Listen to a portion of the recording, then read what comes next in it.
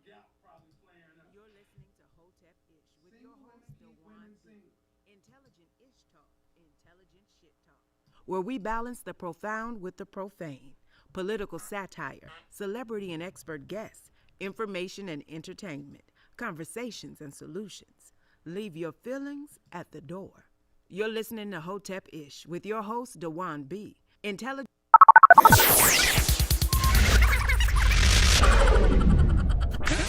You're listening to Hotepish with your host, DwannB. Intelligent ish talk, intelligent shit talk, where we balance the profound with the profane. Political satire, celebrity and expert guests, information and entertainment, conversation and solutions. Leave your feelings at the door.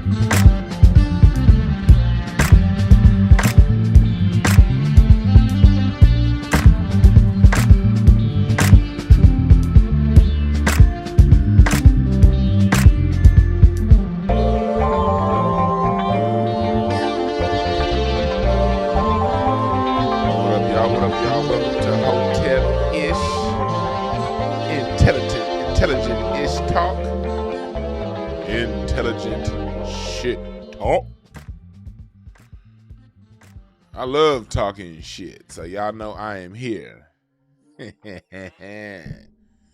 What's that song by Funkadelic? Talking shit a mile a minute. Side coaches backwash enema squad. Y'all Funkadelic fans know what I'm talking about. The backwash side coaches enema squad. On the One Nation album. One Nation Under a Groove, 1977. One of my favorite albums of all time. If you're a Funkadelic fan, you know what I'm talking about. Talking shit a mile a minute. There's nowhere in hell you can understand hip hop if you don't understand Parliament Funkadelic. You don't understand Parliament Funkadelic, you think a lot of that shit you hear in the hip hop is new. And that allows these other cultures to come and take from our culture and say, hey, we helped start that. No, you didn't, Island Boy. Y'all had something different going on. No disrespect, but don't step on our shit. That's where we draw the line, when you step on our shit and what we created. As long as you don't step on our shit, it's all good. It's all good. How y'all doing today? Oh, let me take this sign down. That was last show. How y'all doing? How y'all doing? We gonna talk about standing up. When is the right time to stand up? What does standing up for yourself look like? We don't get into all that. Oh, and I will be taking calls, but not now. Let me get that phone number off there. We ain't taking calls now. Y'all see I upgraded, man. I got the phone line through. So I do now take calls. Not every show, But some shows I will, because a lot of you motherfuckers wanted me to take calls. So I was like, all right. What's up, Star? What's up, Bad Seed? What's up, Herd Saint? What's up, Deep Impressions? Ebony 80s Baby. Good to see y'all. Somebody said, Cardi B, I hope you're listening. Cardi B knows she's a fraud. She don't even write her own raps. Cardi B is a straight up industry implant. Flat out. Cardi B's nobody's artist. She's nobody's talent. She was picked and chosen by the machine. And when the machine chooses someone to be an artist, they team them with the top producers and the top writers and put together some songs. And when those songs are together, they use their money and their bully pulpit to force that music down our throats. That's how mainstream music works today. Appreciate the Cash App Flow to Culture. I appreciate that. What's up, Joseph? What's up, Adrian? You said YouTube is buffering? It ain't buffering on my end. And Moses said, Enema Squad, the title's too long. You're right. The title of that Funkadelic song is too long. Backwash Psychosis Enema Squad. Memento Backwash Psychosis Enema Squad. What's up, Keenan? Keenan Kong. That's a funny name. Keenan Kong instead of King Kong. That's funny. Hey. Yeah, we are here. We about to talk about standing up for what's right. Because there's been a lot of things going on over this past week that I've had to put my foot in the ground and stand up. So I wanted to make that a topic for today, basically based off of what I've been going through this week and shit working right. Yeah.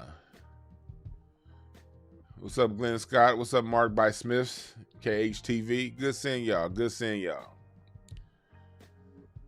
This topic comes up because of some events this week. It's multiple ways to stand up for what's right. Your first standing up for what's right starts with you and yourself, who you are. Standing up for yourself. You can't stand up for the community if you're unwilling to stand up for yourself. Remember, all things start with self. Whether it be standing up, getting on top, your relationships with your children, your spouse, the people around you, that all comes and starts with yourself. Go and check out my last broadcast I did on relationship keys. I did some keys to successful relationships. And I think I'm going to start doing relationships every Sunday, talking about different dynamics when it comes to relationships. So for those of you out there who may have questions on relationships, want to know a little more about them, or have, want to understand it from my perspective a little better, email me. Hotepish@gmail.com. Email me with your topics and different areas you'd like me to talk about when it comes to relationships.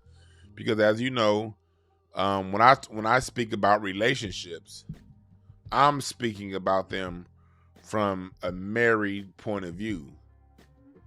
I'm speaking about relationships from the point of view of someone who's done it and is doing it. You dig? A lot of these relationship people out there, they're speaking from a conceptual basis. And this is no disrespect to anybody else doing relationships, because everyone has a perspective. You need people who've been broken up and divorced to talk about it so they can give you their perspective, for people who have gone through that. Me personally, I ain't never been through a divorce. Not me, not my parents, not my grandparents, not my wife's parents, not my sister. Nobody I know who's married. I don't have any ex-husbands or wives anywhere in my family. It's nothing but married people, for those who've decided to get married. And so I speak from that point of view, how to make a relationship last, how to take your relationship to the next level. That's the area, the side of the game I come from. Those of you who may already be in a relationship and you want to make it better, you want to get more out of it. That's what I talk about with my company, Breakthrough Advocacy Services. Go to my website too. The website is up. I'm talking about how I work with the kids and the IEP support. You know, my new website. Shouts out to my man Kenji, man. My new website is fire. Look at this beautiful shit on your screen right here. Look at this. Look at this. About us. You know I'm a relationship consultant.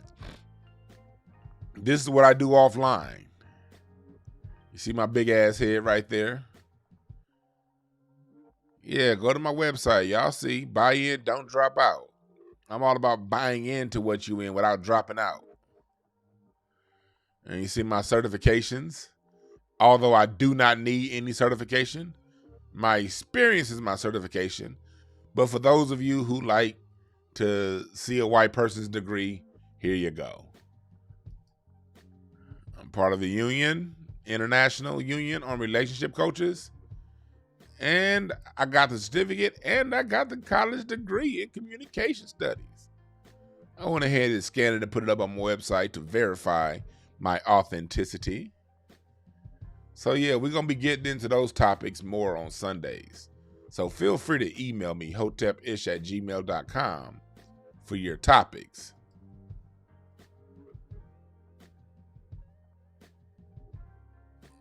So remember that. Remember that. What's up, Ali Hemmett? What's up, Goldie? But yeah, we are here because we all know that everything we want in life starts with the self. It starts with yourself. And through doing it and giving yourself that, you then affect the greater society around you. So, like you see here, this topic is standing up for what's right. Please share the video to your people. It's a lot of people who don't get their notifications because y'all know who YouTube is. So, in order to get around that, please, please, please share the video. Like and subscribe. We are here. We are here. So, I'm gonna start off. Talking about. I appreciate that, DJ. I appreciate that. But we are here to talk about standing up for what's right. I had a situation a couple days ago here in my apartment, in my house where I am. I was sitting in my man cave, my garage. Y'all know my garage. Y'all people who are here for my Q&As, y'all done seen the man cave garage before. Well, I now park my car just outside my garage because I already have a car, and then my new tenant takes that second slot. That my old tenant never used their garage, so I always parked in that spot. But that old tenant passed away, and I have a new tenant in there, so they now get that spot. So I parked just out in front of the garage, sort of blocking the cars in, so I don't have to park out in the street. Well, I make my runs the other day. I get back. I get out my car. I sit my keys down and everything on my couch in my garage. No sooner than 15, it couldn't have been 15, 20 seconds. I was sitting down. I look up and I'm behind two cars, so the person can't see me. I see my passenger side door open. And I'm like, what the fuck? I get up and I see somebody sitting in my damn car, going through my shit. I'm like, oh, hell nah. I'm heated. So I walk up to my car while the person's still in there. And I hit my window. I'm thinking I'm just going to tap it to startle them. But I hit it so hard, the glass shattered.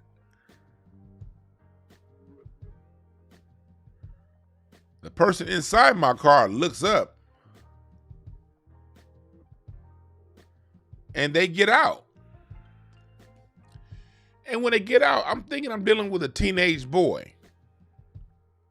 A little fat teenage boy. A little fat, crusty little teenage boy. The motherfucker pulls out a knife on me and started calling out some gang that I don't recognize, because I'm from LA. I recognize a lot of these gangs that niggas call out. In the area I live in, they weren't calling out that set. So they pull out the knife. I pull out the click-clack. What you want with it? Is we gonna do this for real? Or is we just talking? Soon as I pull out the whoopty-whamp, homie with the knife start backing up and walking the other way. And here in California, once someone starts walking away, if you shoot them, you could then be arrested for attempted murder or murder. We ain't like Texas. You breaking somebody's car in Texas, if they come up on you, you can put all the lead you want in their ass and you gonna be good. Not here in California. But the click-clack was enough. Full of hollow points. And the person walks off. The police get called. By the time they reach the end of, I have a pretty long alley behind my place. By the time they reach the end of the alley, the police is up on them.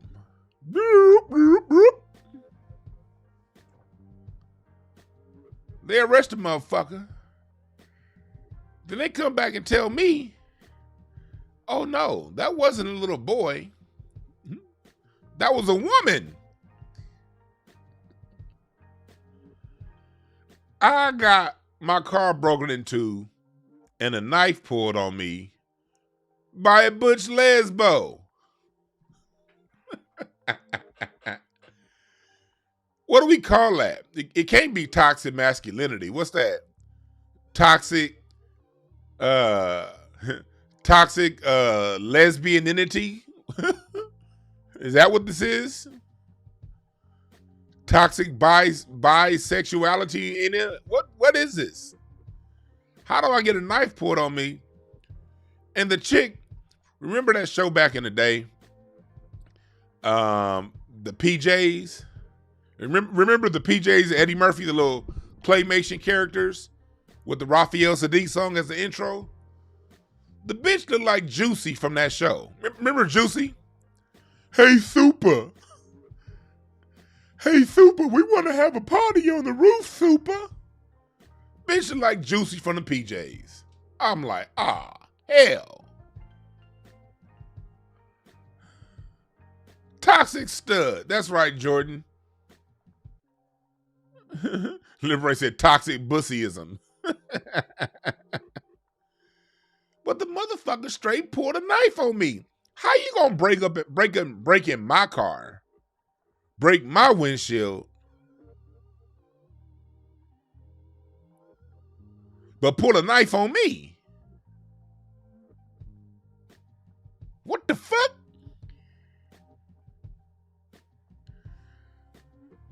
But I didn't hesitate because I'm a legal registered click-clack owner. My stuff is all licensed. I have no felonies. I have no priors or brushes against the law. And I was on my property, defending my property. So everything was in my legal rights in the moment. That's why I always say, people, you must exercise your rights. Because although I could have whooped that dyke's ass, why get in the ass whooping contest with someone with a knife when all you got to do is have the whoopty wimp and shut down all of that? Exercise your rights, people. Remember that.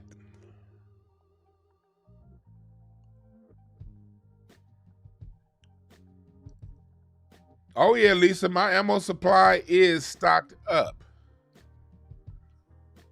I got a few hundred rounds, more than a few hundred rounds of my 12 gauge shotgun ammo.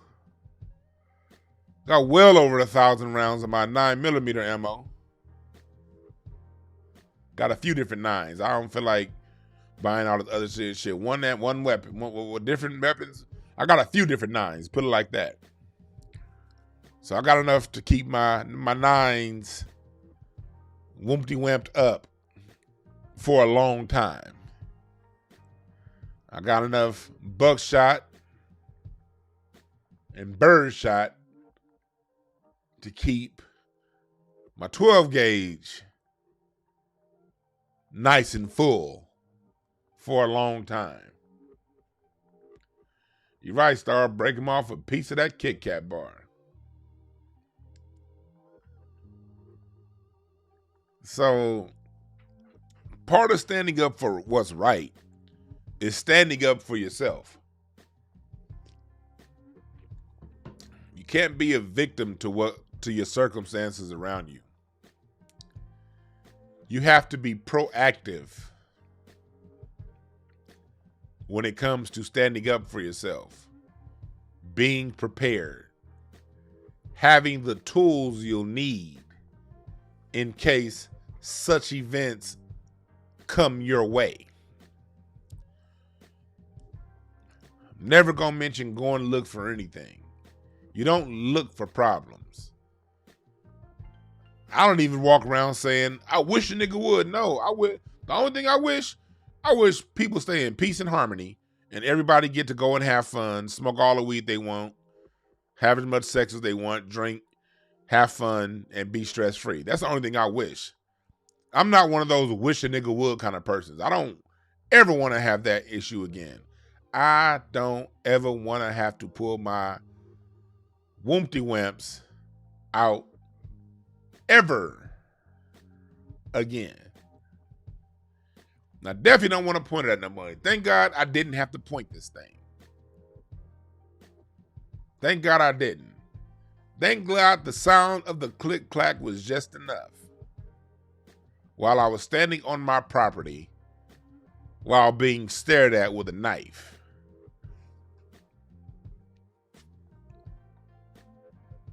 So I don't go around talking about what I wish would happen. But I do believe in staying ready so I don't have to get ready. You dig?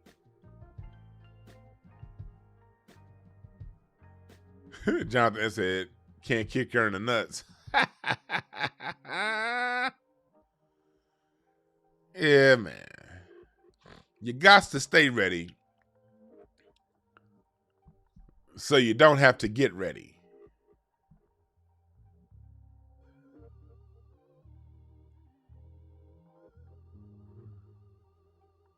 And that's my recommendation to the people. Staying ready so you don't have to get ready. Another reason why I brought up this subject, standing up for what's right, is because we see things happen around us. And oftentimes when you see things happen to people over lately just get to the point to where they just, oh, that's happening to them, not me. And you other the problem. People do this all the time, othering a problem. What do I mean by othering a problem? You see someone being done wrong, and you sit there and be like, well, that's bad for them. I'm going to stay over here and do my thing. And that has its time and place. But then there are other times you got to speak up.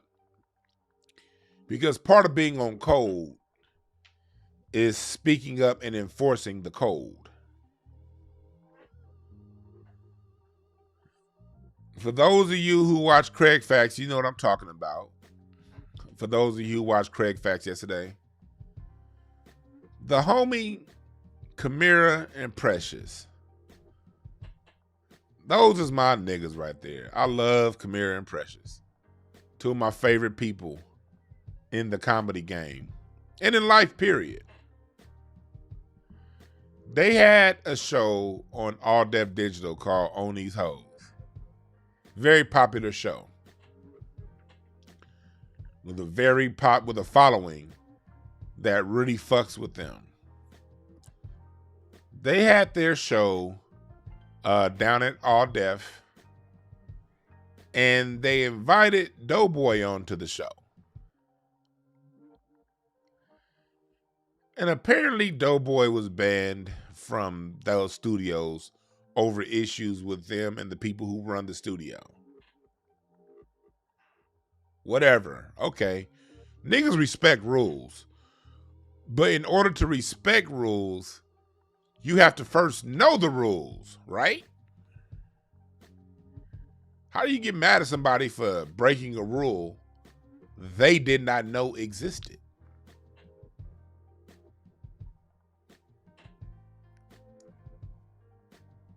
You can't. What's up, Bert Edwards? What's up, Taj Dollars? What's up, Glenn Scott? And Moses, thank y'all for joining the chat room. But you can't enforce a rule that you do not know exists. So the homies, Kamira and Precious, got their show kicked off. Basically got their show canceled on the network.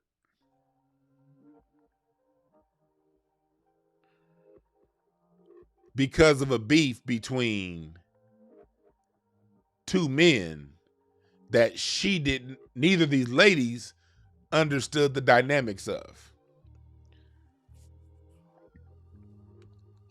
So I talked to Kamira, I talked to her maybe about 30, 45 minutes after all this happened.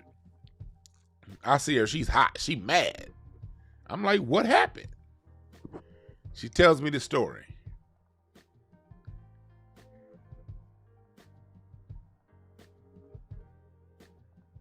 Furthering the rift was these men who run the studio. I don't know which one in particular. They said, I don't know Kev on stage, but it's his show, it's his studio, Tony Baker's studio, and a few other. I don't know the details on that studio. As y'all know, I'm not in with that whole All Def clique. I've never been in with that. I've done videos with All Def. I've done a few sketches here and there. But the gatekeepers over at All Def do not fuck with me. So I don't give a fuck.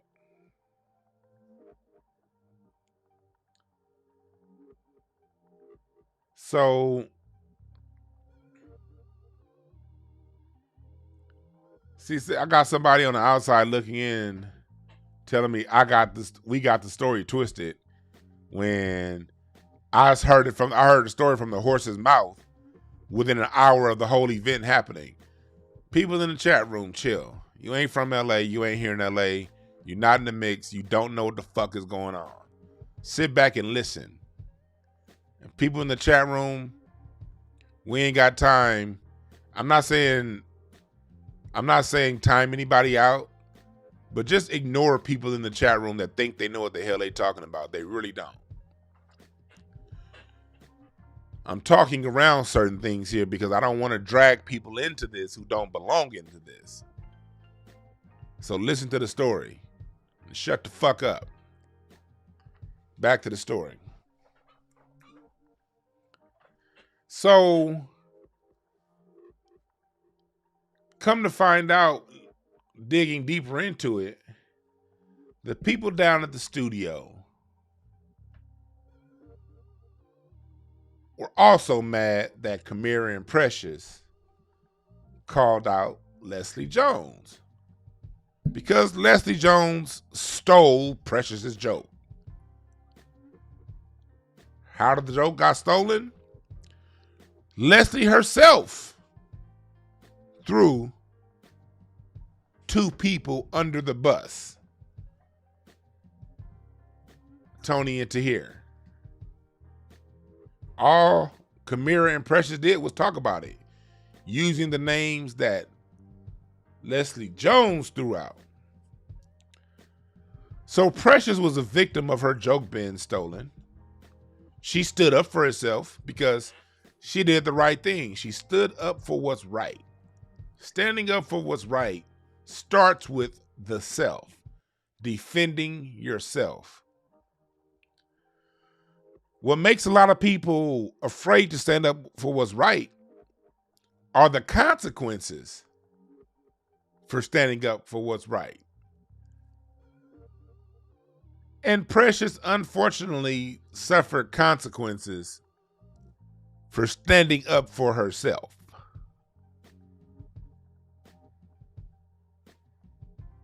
Right, Moses, you gotta call out the joke thieves. She did what's right. So yesterday on Craig Facts, Craig, being the real nigga that he is, called this out. He knows these niggas better than I do, because he was around them a lot more. And he stood for what's right. And because he stood for what's right, I'm sure that's going to, with these kind of sensitive ass niggas, I'm sure that's going to get in the way of any future work between Craig and these guys, which Craig doesn't give a fuck about because they never really fucked with him anyway. I don't give a fuck about because they don't fuck with me.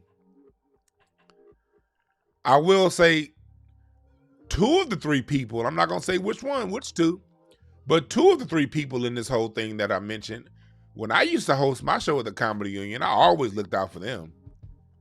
If they wanted some stage time, they got it.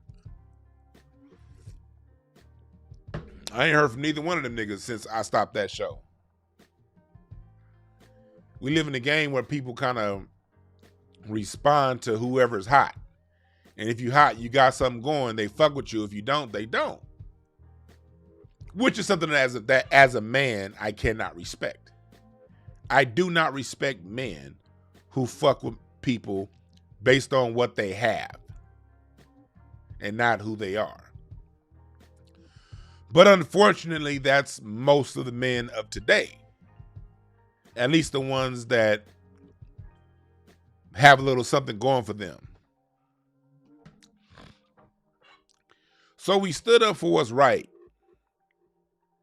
for these ladies, regardless of what consequences that may be down the line, whether that be working relationships, possible sponsors, possible partnerships with other people.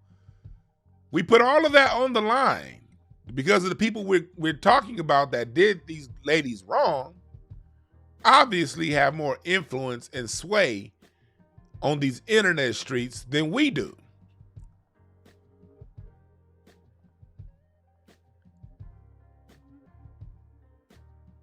Most people would not have said what was said yesterday on Craig Facts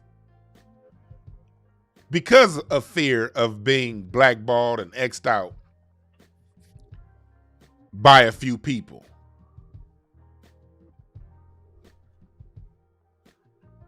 Thank you, Lisa Smith, for the Cash App. I appreciate that.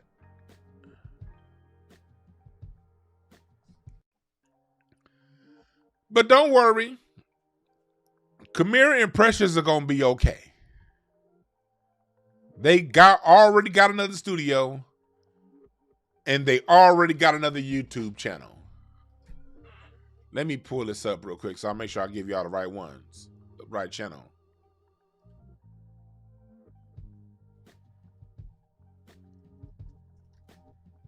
Let me see here. Where is I'm on my YouTube right now because I'm subscribed to it, to the channel. Now I'm trying to figure out if y'all know the channel in the chat room. Put it up there for me. If not, let me take some time and find it.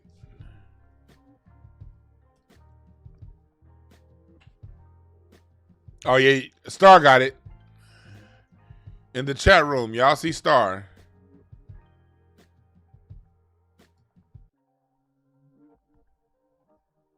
Star just put it up there. They are at 2,300 viewers. Subscribers right now. I want you guys, and I'm going to put their channel up in the description bar when this show is over with. I want you guys to all subscribe to their channel. Because as men, and this is what I really want to circle around to when it comes to this full topic. As men, it's our jobs to step up and not only speak up for ourselves, but to speak up for those within our community who are being done wrong, especially for the ladies. Because I'm going to tell you my own personal opinion of this shit. That's some hoe ass shit, fellas. See, none of them niggas fuck with me, so I can say what the hell I want to say. Even if they did fuck with me, I would still say what I had to say. Because hoe ass shit is hoe ass shit. And from my perspective, I can only speak from my perspective. I ain't speaking for Kamira. I ain't speaking for Craig. I'm speaking for DwannBrown. From my perspective, men doing something like this to ladies, man, that shit ain't right. Because overall, men stay in men's drama. Men's drama should never spill over into women and what they got going on. Just like woman drama should never spill over into men. If two women are catty going at it, man, shouldn't no man go getting involved talking about now Michelle, you shouldn't have said that to Brenda. And Brenda, why did you go ahead? Nigga, sit your clown ass down and let them women solve their own issues, nigga. I'm no real man getting no woman beef.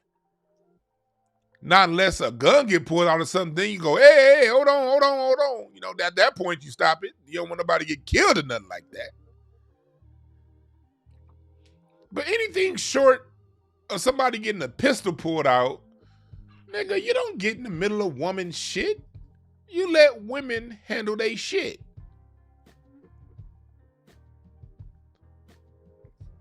The same thing with the men. If it's two men that have a beef, that have a battle going on, that have an issue, it's very reasonable to understand that women, although they may know what's going on, they're not going to truly understand the dynamic of what's going on. Why? Because women are too preoccupied with what women are dealing with. Kamira is a very busy woman. Precious is a very busy woman. I know both of these women. Neither of them are the type to come up to you and be like, hey, yo, Dwann, what's the newest gossip on? Man, they ain't got time for that shit. They got their own thing going. So although they may have been aware of the rift between these two, that doesn't mean they understood the depth of the dynamics. So as a man who runs things, it's on you to communicate that if it's going to be a problem. hey, look, this person here ain't welcome around. Now, if you bring them around, that could be cause for cancellation of your show. Okay, fine. Everyone will respect something like that. Or you bring the person, you didn't let the people know that this person wasn't allowed, and you pull them to the side. Hey. You know that person is not allowed here. So, we're going to let it go. You didn't know. Since you didn't know, we're going to let it go. But in the future, don't invite this person to the show. Fine. Or pull people to the side. Hey, we didn't like the way you guys called out Leslie Jones. She has a working relationship with this channel or whatever. That's another conversation that could have been had. But according to the people that I know, that conversation was never had. Lack of communication. That's why I'm a communication coach. Because communication or lack thereof can really have long-term consequences for people. You have to communicate. Communication is key to all this shit. So when things aren't communicated and moves are made, people keep calling me. God damn. So when moves are made off lack of communication, that can have long-term implications on people.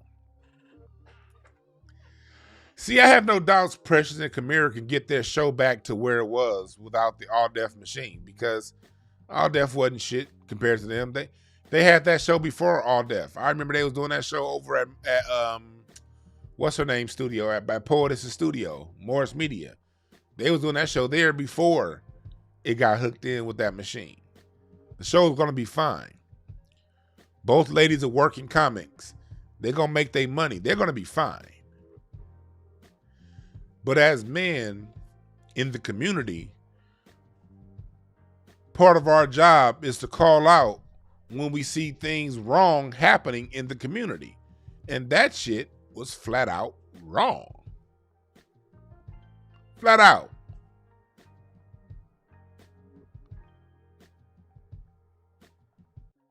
Because Leslie stole Precious's joke. Precious didn't come for Leslie. Leslie came for her when she stole her joke. And did it on MTV, of all places. Precious did the right thing for standing up for herself. Kamira did the right thing for standing up for her friend and business partner. Some niggas, because they can't have a straight up conversation with some women. Look, that's another thing I don't like about this shit. As funny as Precious and Kamira are, a lot as they are on the show, let me tell you something. Those two are very easily approachable women. They're sweet and they're kind. What you see on camera is a performance, because they're great fucking performers. But when that camera goes off, Precious is a straight up person. You can call her for anything, and she ain't gonna have no attitude. She'll listen and she'll communicate. Same with Kamira. These ain't no rowdy, rah women. They are that on stage because we're performing. But in real life, you can talk to them. There ain't a goddamn thing intimidating about Kamira. Kamira's so goddamn sweet and soft. Ain't a damn thing intimidating about her. That could have been a conversation.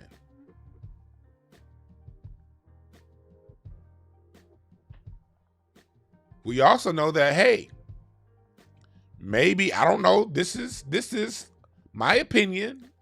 I'm not saying this happened, but maybe Leslie could have used her weight and told them, hey, why those girls on your network talking about me? Which, if That's what Leslie did. I'm not saying she did. This part I have no clue on. This is just my conjecture. I truly have no clue what was going on between the dynamic between Leslie and them, or if she said anything at all. I'm just going to speak from the point of view of what if she did tell them something about Precious and Kamira being on their network. Well, even if Leslie did, when you run shit, that means you run it.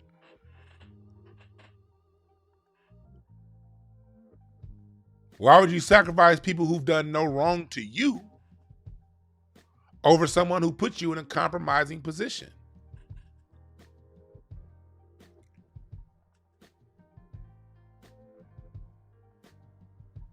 Brothers didn't stand for anything. As a matter of fact, if they did stand for something, they stood for what Kwame Brown calls the go along to get along side of the game. I've been using go along to get along for a long time, but Kwame made this shit popular. So, hey, shouts out to Kwame Brown. I ain't got no ego.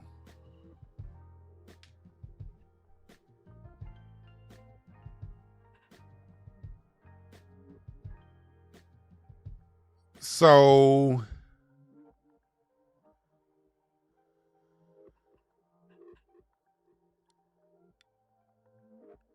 at the end of the day, you gotta stand for something. So we standing up for these ladies. We standing up for what's right here in the entertainment industry. It's part of being on code. Being on code is, okay, I know there may be consequences down the line for me if I do this, but I'm going to do it anyway because it's the right thing to do.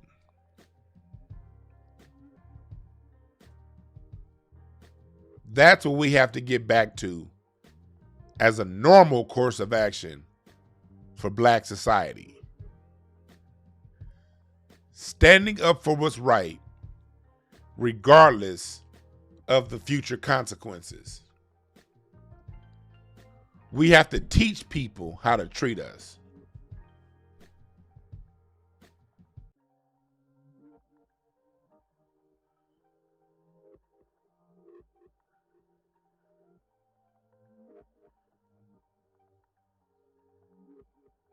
We have to teach people how to treat us.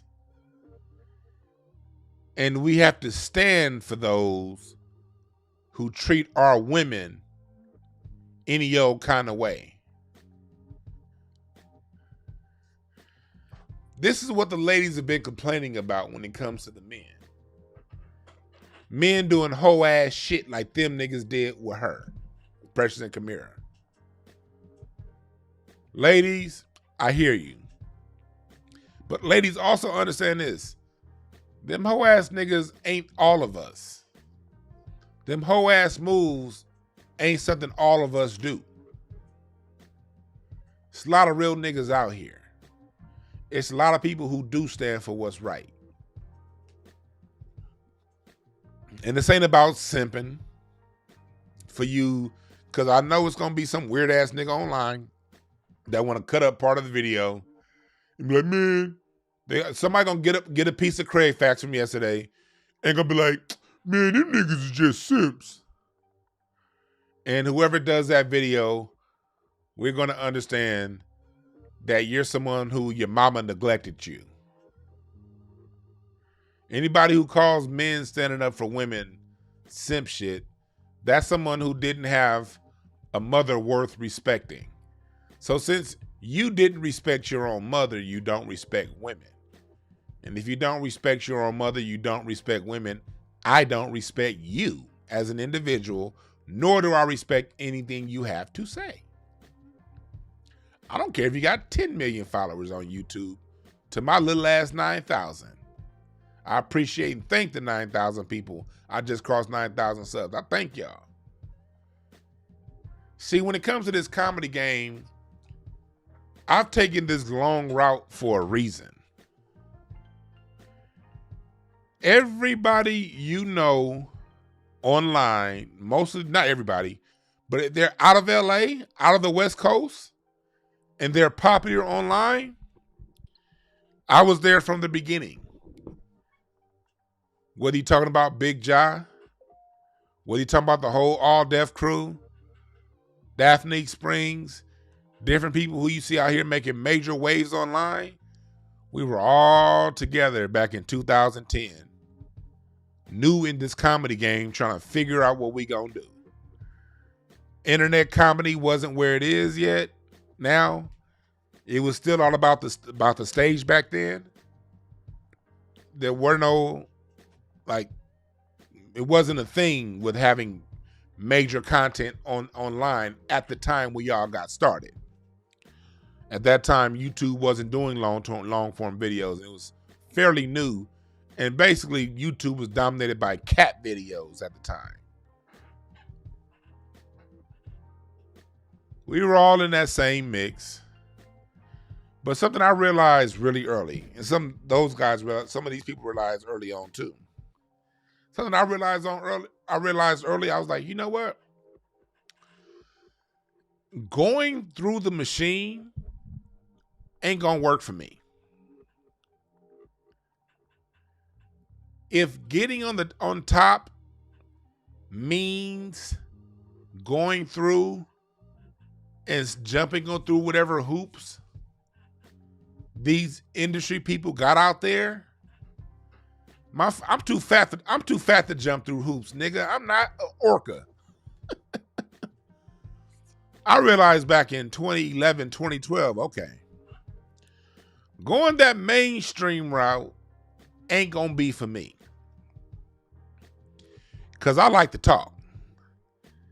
And one thing about me, if I see some bullshit going on, I'm gonna say something. I can't sit here and watch bullshit and turn the other cheek because the person doing the bullshit might have an opportunity for me down the line. Fuck that. DwannBrown is not cut like that. So I saw very, very early on, okay, if I'm going to do it, I'm going to have to go over here and build it.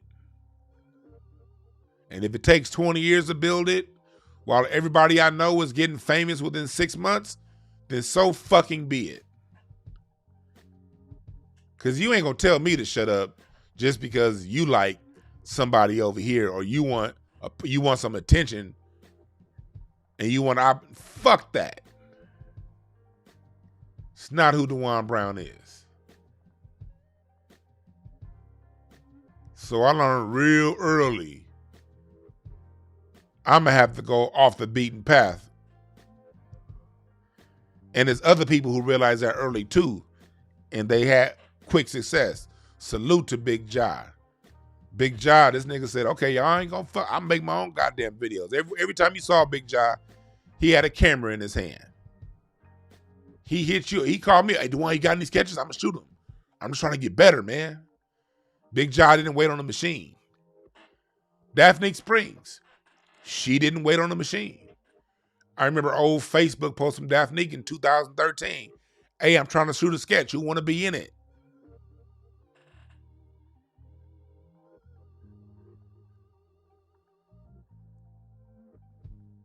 And then I remember when All Def Digital came around. Back when Russell Simmons owned it. They was always around the comedy clubs recruiting. I did at least, early All Def, I did at least 8 or 9 videos with them. This is before Roast Me was a thing.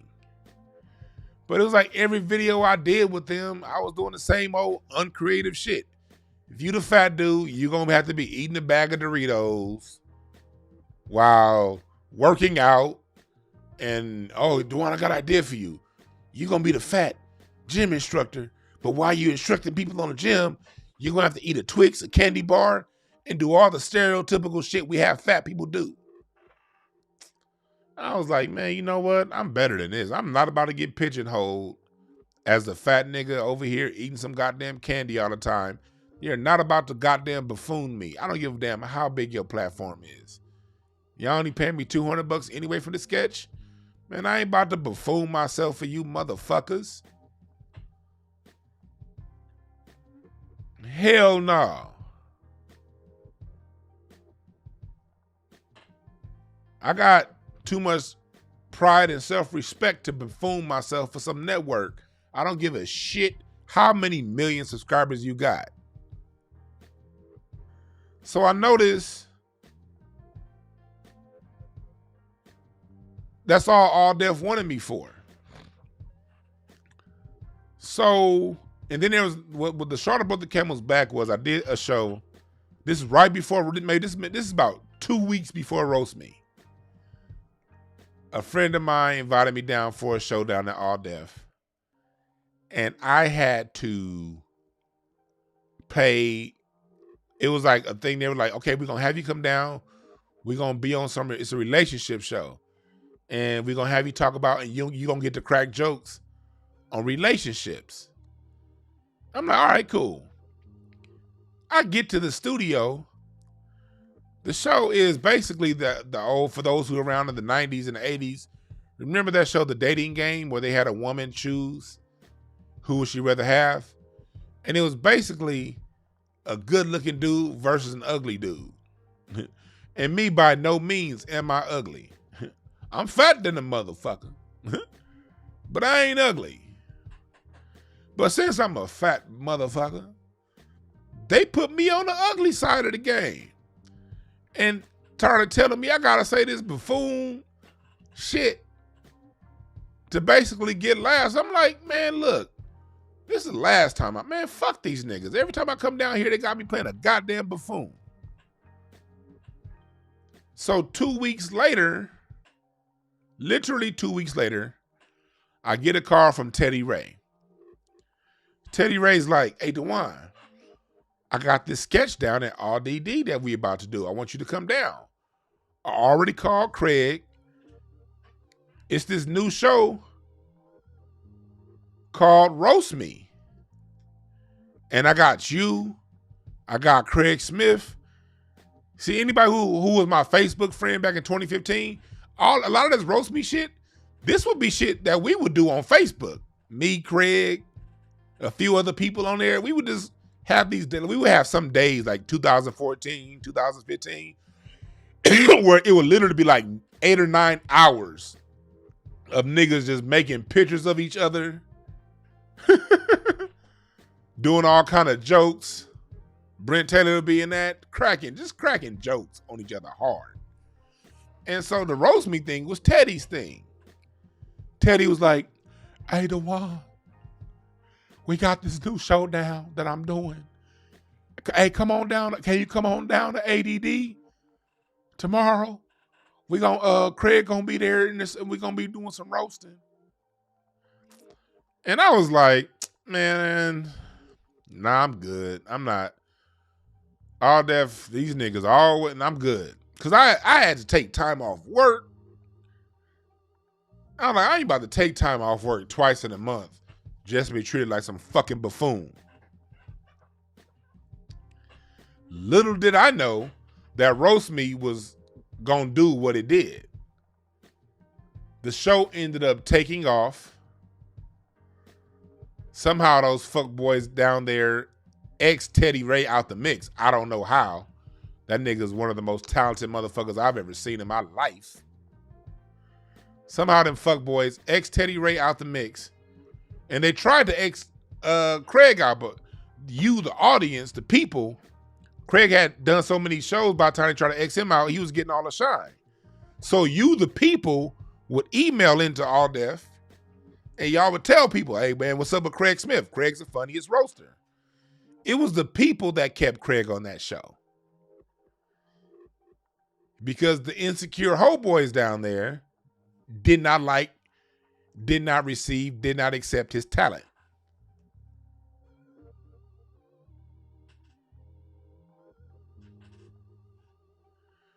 So I missed it. I didn't go.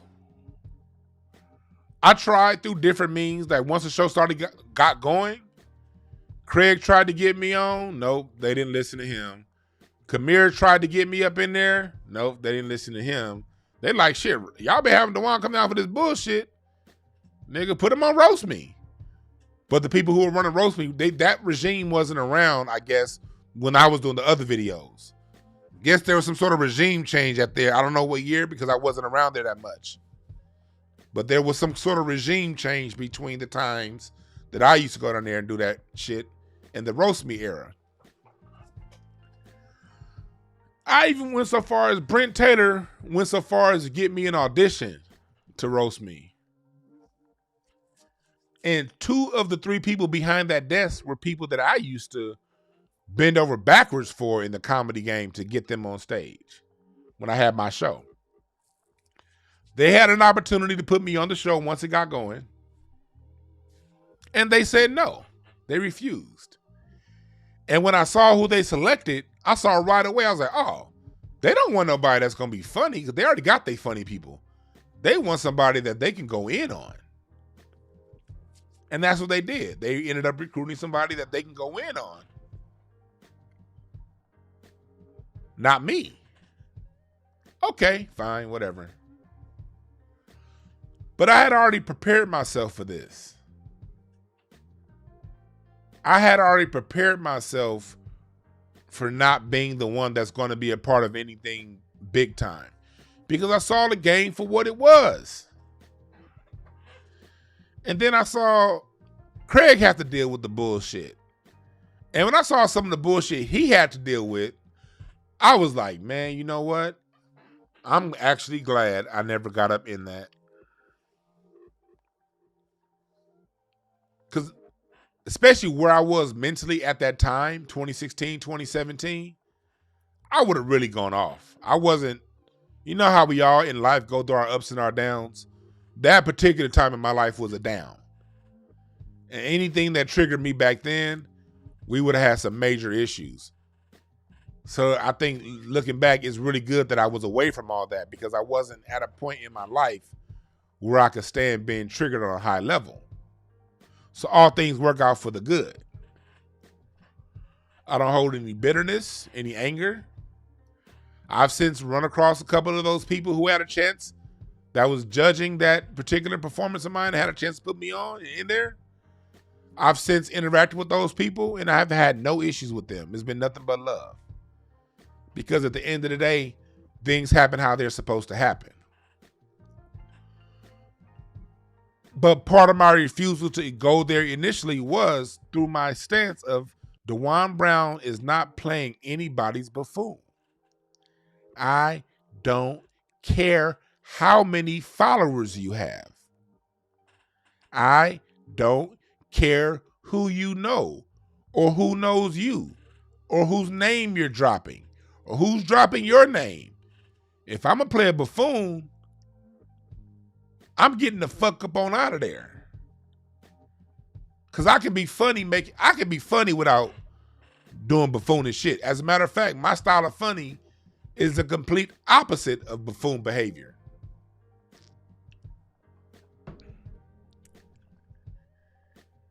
You gotta stand up.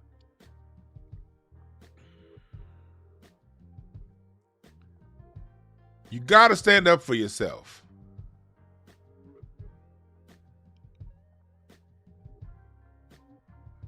Somebody asked me, what did Teddy say about it? I'm telling you what Teddy said about it.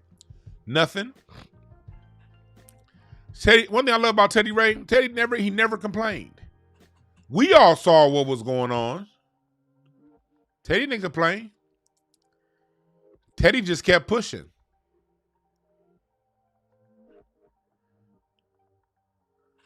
I got so much love and respect for that nigga Teddy Ray. That nigga just kept working. He didn't bitch and moan and pout. He kept pushing. I don't know if y'all friends with them, but on Facebook this morning, this nigga Slink, you know Slink Johnson, Black Jesus. Slink and Teddy Ray just did a song together. They remade Can We Talk by Tevin Campbell into a hood classic. That shit was funny as hell. It was, first of all, it's goddamn terrible. But it's so goddamn terrible. It's funny as hell. Talented brothers. Got nothing but love for them.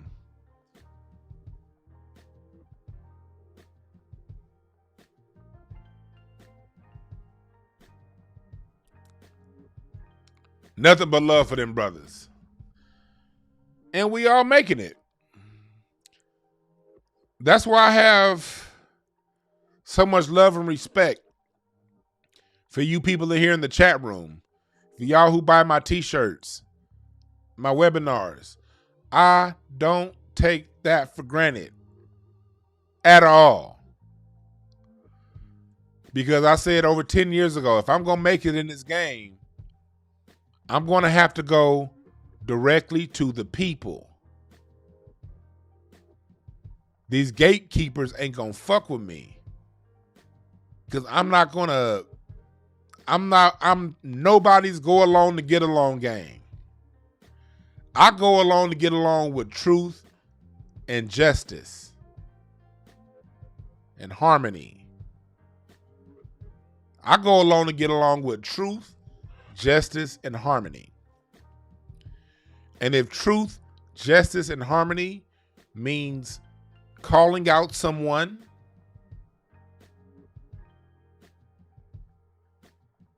who's violating someone else's, who's being unjust, that's what I'm going to do.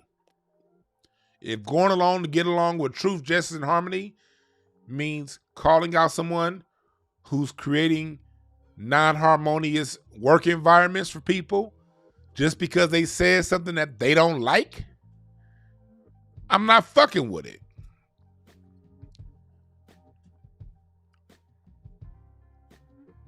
But the only way to get there as a person, as a group, is by first standing up for what's right within you. Creating and following your own moral compass. Creating an economy for yourself. That way, if things do go bad with these other people, you're not going to have any issue feeding yourself because you found and created ways to make money for yourself and to live without depending on the people who are around to disturb your peace.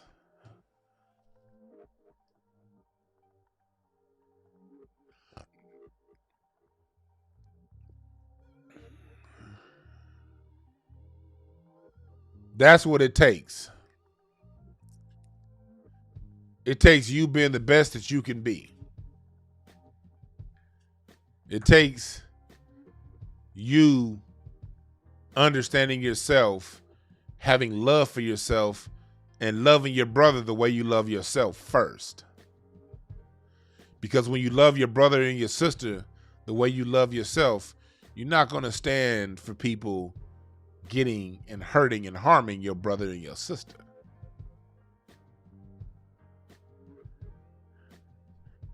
Over some personal bullshit. This is what we need in the black community. A self-policing mechanism where we police ourselves. And that's why I want to salute Craig Smith in yesterday's episode of Craig Facts. I didn't even know Craig was gonna go there. All of yesterday's episode was off the top of our head. Like usually Craig got a kind of got a plan. Nigga, yesterday's show there was no plan. We were just talking about what's going on. And what's going on wasn't right. So we made that the initial topic, to stand up for what's right. And our only ask is for the people to do the same in whatever environment that you're in. Because if black people get, that's the only thing we missing is a code. Ooh, that's the only thing we missing as a people.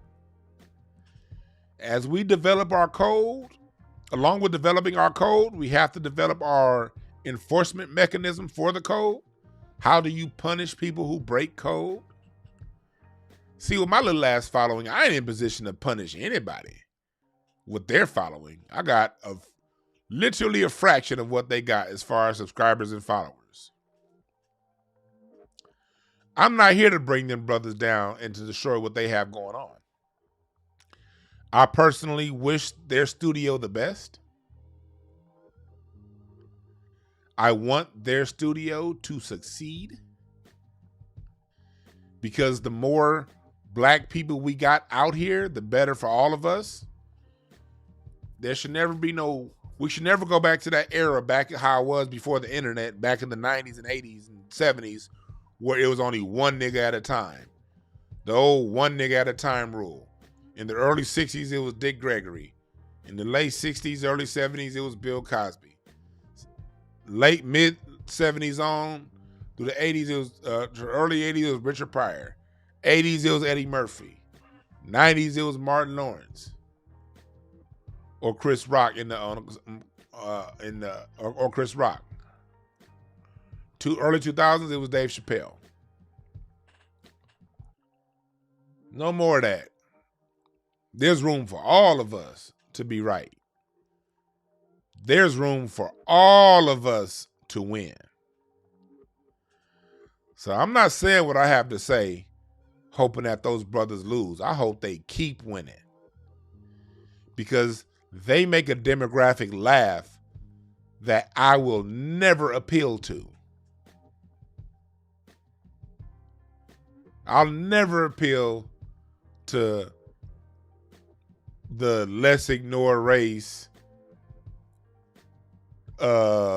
Just make me laugh and not help me, not make me think audience. Some people want to be laughed through just sort of corny, cheesy, on top, topical, surface level things. And that's fine. I'll never appeal to that demographic. So we need these brothers to stay where they are, having their own shit, putting out their own content. But at the same time, the raw voices, the people who aren't afraid to speak up and say what the fuck they gotta say, we need a space too. And as black people, we aren't in position to cut anybody off as a whole. Now, individually, people may be in these positions, but as a whole, as a group, as a unit, we're not. So when we see someone in black society with a position bully other black people who chose to speak out when they were done wrong, as a community, it's our job to call that out. See, Kamira could say what she said because Kamira is straight. She don't need nothing from nobody in this game. Literally.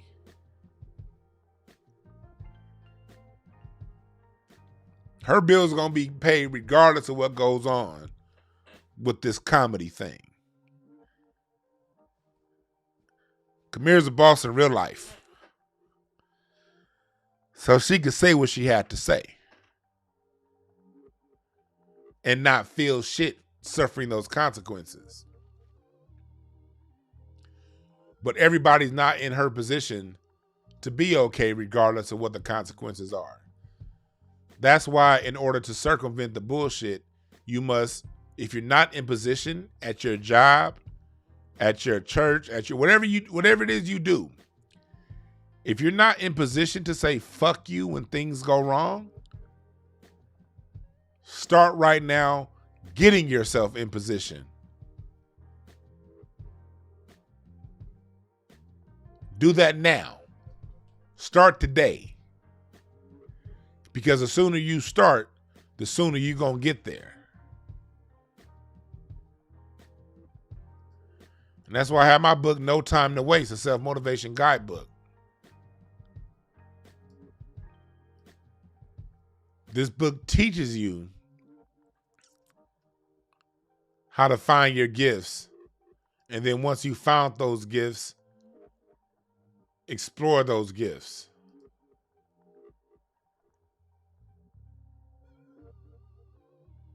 Cultivate those gifts.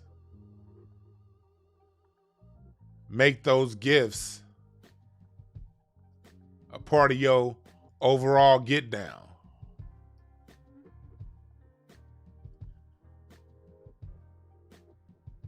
Because it ain't gonna be no speaking up if you can't feed yourself. If you can't feed yourself independent of those folks, then you're gonna have to be quiet and humble yourself and not say what needs to be said. See, we gotta be realistic, black folks. A lot of black folks be like, man, this is what I would have done. Stop it. We ain't got time to judge what you would have done, nigga. This is what happened. And those ladies, Precious and Kamira, were allowed to say, fuck you, because they going to be straight regardless of what goes on with that show.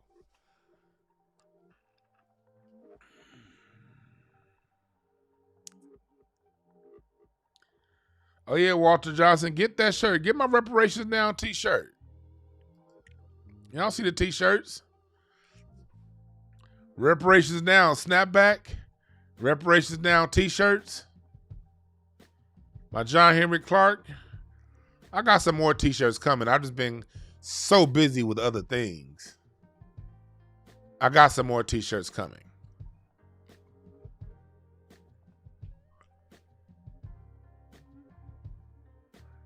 And Star in the chat room, she had a dope ass shirt. Star, post in the chat room, post the links to your shirt. And y'all support our sister Star in the chat room. She got some dope ass shirts that I saw her on her Instagram. She did not ask me to do this. She didn't even know I was going to do this, but I appreciate what she's doing. And she has dope material, dope product. So, Star, please, in the chat room, post the links to your shirt and how they can buy your shirt. Because you have some dope ass shirts that I saw on Instagram. That's how we do it here at Hotepish, Intelligent Ish Talk, Intelligent Shit Talk. We support each other. I don't see this as Dwan on top and everybody else on the bottom listening to me and oh, look at my followers and my subscribers. No, nigga, this ain't no pyramid. This is a circle. And I'm sitting in the circle with y'all. We gonna win together, folks.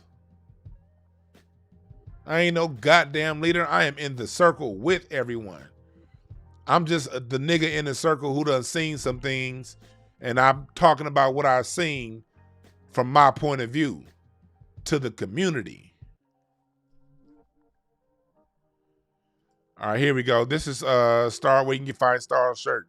It is up here on screen. That's where you can find her shirt. It's a dope shirt.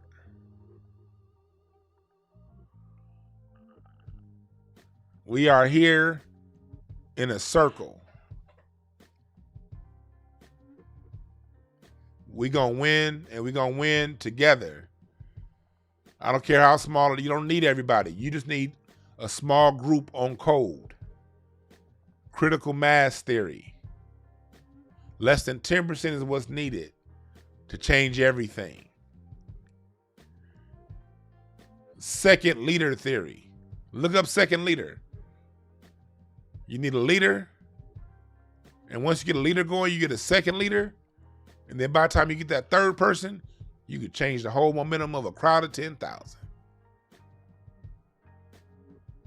Because most people just follow what everyone else is doing. Go look that up on YouTube. I think it's called, it's off the top of my head, so I might not have the words exact, but I think it's second leader theory.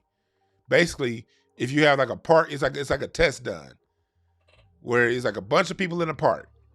You get one person to get up and start dancing crazy, recklessly, and everybody's gonna look and be like, okay, what the fuck is going on?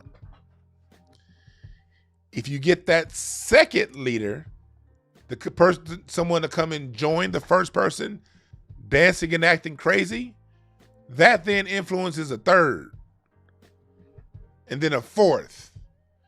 And then by the time people see that third and fourth person running to the front, dancing and acting a fool, you then start seeing people come by the dozens, by the scores, by the hundreds to join in.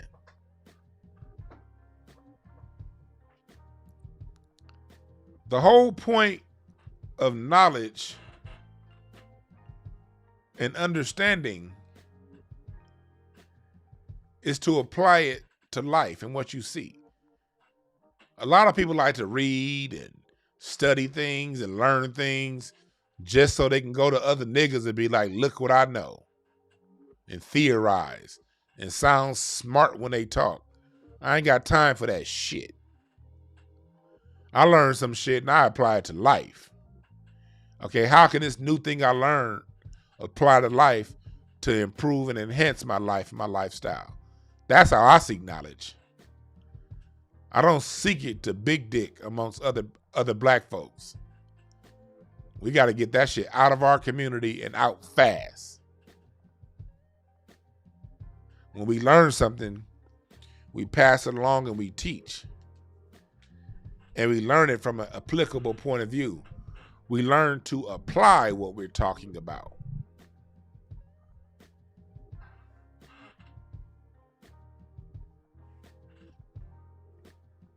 That's the purpose of these talks that we have. Yes, the rest will eventually follow. So don't be afraid to be that person, to stand up. Always be willing to stand up for yourself and those around you. I appreciate it, Lisa Smith. You have a good one.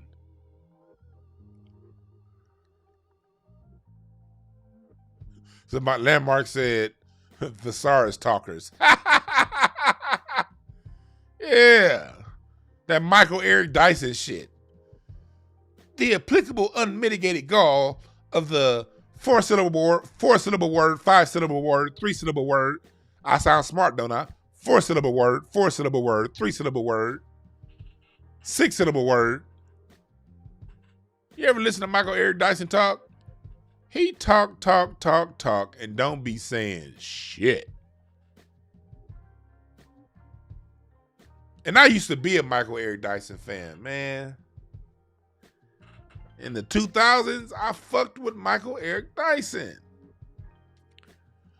But when he had that public letter that he wrote, I think it was 2010, 2011, talking about why he can't be friends with Dr. Cornel West, I was like, man, this is some weird shit he doing. And ever since then, Michael Eric Dyson been on that bullshit, saying a whole bunch of shit that sound good while not saying shit. That nigga's a gatekeeper. You right, Bug Shelton. He is a gatekeeper.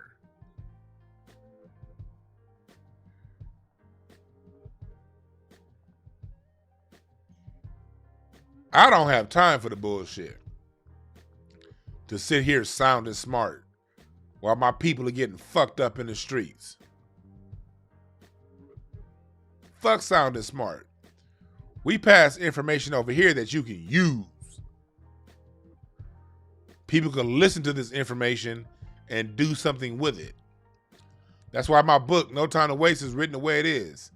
Short, 21, 22 page book that every single line is something that you can use to apply.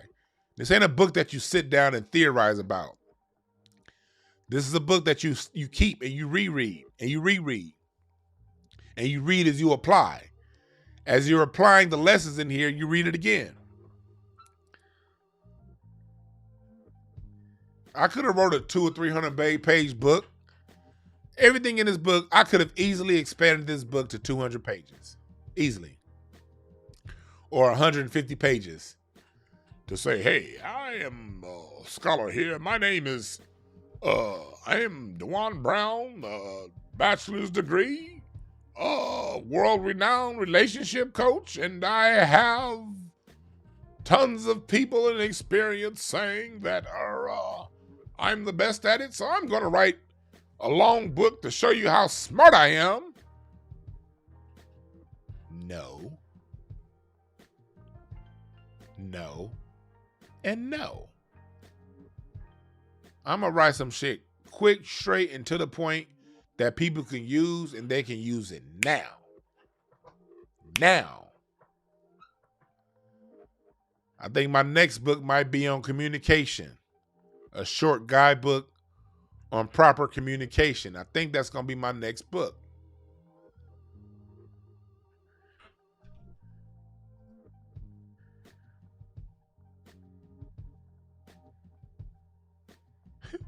Ivor said, Eric Dyson is what empty symbolism looks like in a person.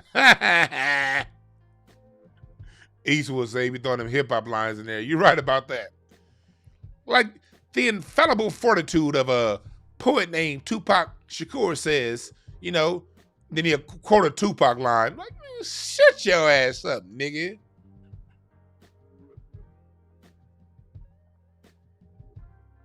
Ain't nobody who's really trying to help you gonna go running around talking over your head.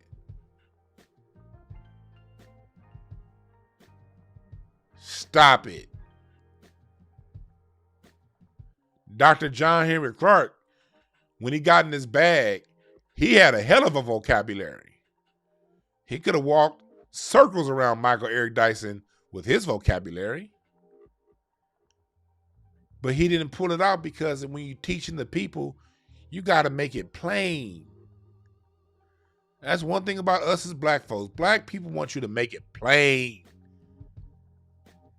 We all heard our grandparents, our great uncles and grand uncles and aunties say that. Break it down and make it plain. We ain't here for all that extra shit. A real nigga that cares about you is gonna make it plain. If they ain't making it plain, they trying to impress you with what they don't know. Don't ever trust somebody who can't make it plain.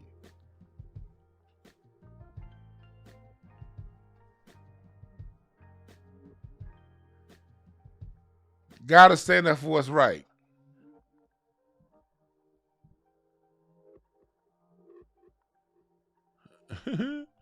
Landmark, that was funny. New Cat MC Dr. Thaddeus, the stars, Biggie M Words, PhD. Yeah, that's about who Michael Eric Dyson is. You gotta stand up. But I told y'all before, I'm gonna start allowing callers in to the show. If you want to call in, I'm not gonna stay on too much longer. But if you want to call in. The number's down low. If you have anything you want to say regarding what we talked about, what's been covered,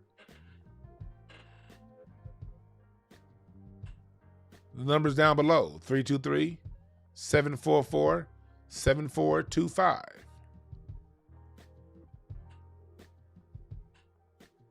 If you feel like, oh shit, I'm over here telling y'all to call in, and I don't even have my Skype open. All right, it's open now. If you don't want to call in, cool. But I had a lot of you in my live Q&As. The last one I did, I had a fuck ton of people telling me that they want a call-in number. So, all right. Got to give the people what they want. Down, down, and down, down, and down, down, down, and down. The OJs, you know, got to give the people what they want. But if you don't want to call in, that's fine with me too. But it's just one of those things where, you know, as a people, we gonna do this together, man. The situation that we're in, we gonna get out of this shit together. All right, I got a caller. Let's see. Let's see. What's up, caller? Caller, what's your name? What's up, brother? Brother, man. This is I go by Ivor Mecton in your in the chat. Oh, what's up? What's up, Ivor? I appreciate you, my brother. What's going on? Oh, ain't nothing to it, man. Ain't nothing to it. You know what I like, man? First of all, I'm gonna give you your props for doing what you do, how you do it. You got a plan, you sticking with it, and you grassroots for the people, man. That's how you gotta stay. You know what I'm saying? And you calling out these fraudulent people in our community, just like I do where I'm from, you know, and we have to stay. I think that's where the code starts. When you say that we need a code, that's where it starts. We got to start, you know, weeding out, you know, the ones that don't mean us no good. And once we establish that part, you know, then we can kind of, you know, see who mean us well and who don't, and then go from there. You know, it's gonna be a process. You know, it don't happen overnight, but it's something that we got to do. That's 100 real talk. It's gonna be a process. It ain't gonna be overnight, but we got to start somewhere, and it starts with us policing ourselves. Exactly. You know, we tend to focus on meaningless things, and it takes us away from being great as far as what we can provide for each other and our community. And a lot of that is really, people don't understand that the media is our number one enemy. It's not Billy and Bob next door. It ain't Leon and Curtis. It's the media. It's our perception, our the way we perceive things as far as how the information is presented to us. Yeah. And until we can start to, you know, get a common ground with that, you know, I mean, we're taking steps now with the way you know, YouTube is allowing us to speak and to address certain things, but we really we got to tap into that. You know, social media has been used now in replacement of the TV to, you know, provide false information and put it out here for us to, you know, to play ourselves. Mm-hmm. So we got to figure this out. We got to figure it out. You real talk, question, man. Bro. Yes, I appreciate you for listening in. Did you have anything else you want to say? Go ahead. You get the last word. Go ahead. No, I just wanted to say, man, you know, I'm always going to be a supporter. You and Craig, you know, y'all doing y'all thing. And I'm always for the ones that come from the bottom. You know what I'm saying? The bottom meaning it might not be the most popular aspect that you bring in, but it's the truth. That's what we need. And we need people like you to continue to support us, man. I appreciate that for real, brother. Thank you again. Bro. Salute, man.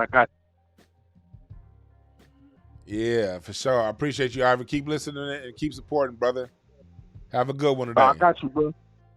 All the time, man. Take care of yourself. All right, brother. That's right. I appreciate that call because he's right. We got to support each other. We need grassroots people here tell the truth, but we also need you here to listen and help and follow along with us. What's up, caller? You on Hotepish? What's your name? What's happening, brothers? My name Rico. How you doing, bro? What's up, Rico? I'm doing good, my brother. Good, man. Once again, I'm gonna echo what the last caller said, man. Thank you for everything that you do, man. We definitely appreciate y'all here. I appreciate that, brother. It's very humbling, man, because you don't know. It's very lonely because you see people you fuck with in this comedy game, you know, rising up, and you be looking around like, damn, nigga, when we go on stage, that motherfucker can't follow me. They got 800,000 subscribers now. What the fuck? So the shit gets lonely. You know what I mean? And what keeps it from being lonely are people like you guys tuning in and interacting with the message. Absolutely, man. Absolutely. The message is addictive. Hopefully, it can spread. This good disease can spread to the rest of our people, man. I definitely want to thank you for what you do. I appreciate that, my brother.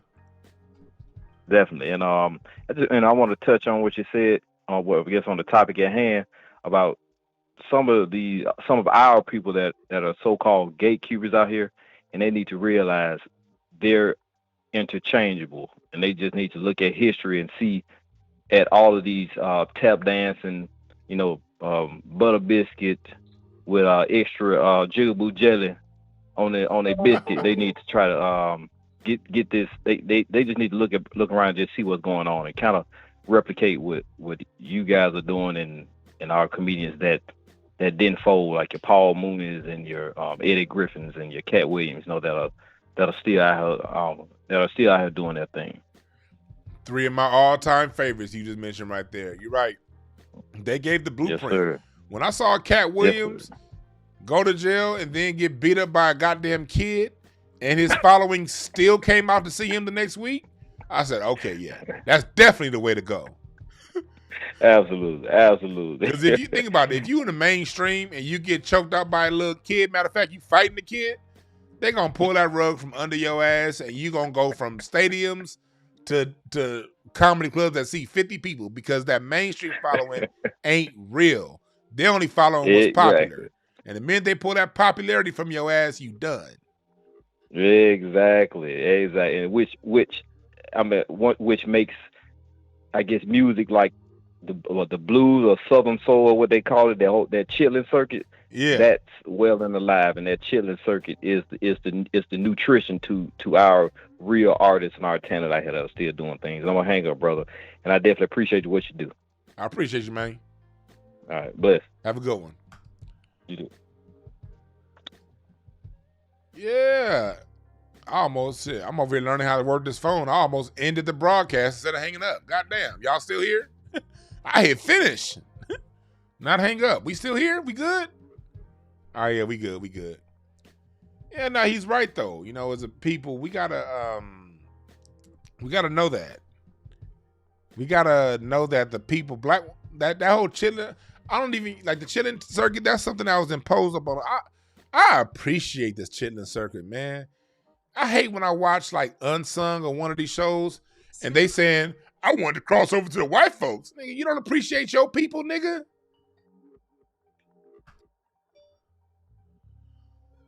What's up, caller? This is Hotepish. What's your name? My name is Nakus Malcolm. Nakus Malcolm. Where you calling from, Nakus? Yeah, I'm a little bit of everywhere. I'm wherever the people need help. Hey. But I just wanted to I had an issue with one of the statements you made. We all have our opinions, but I just wanted to touch on something you said, if you don't mind. Go ahead. Well, you said you're not with the go along, get along gang, which I agree. But you said you are with the go along, get along gang as far as truth.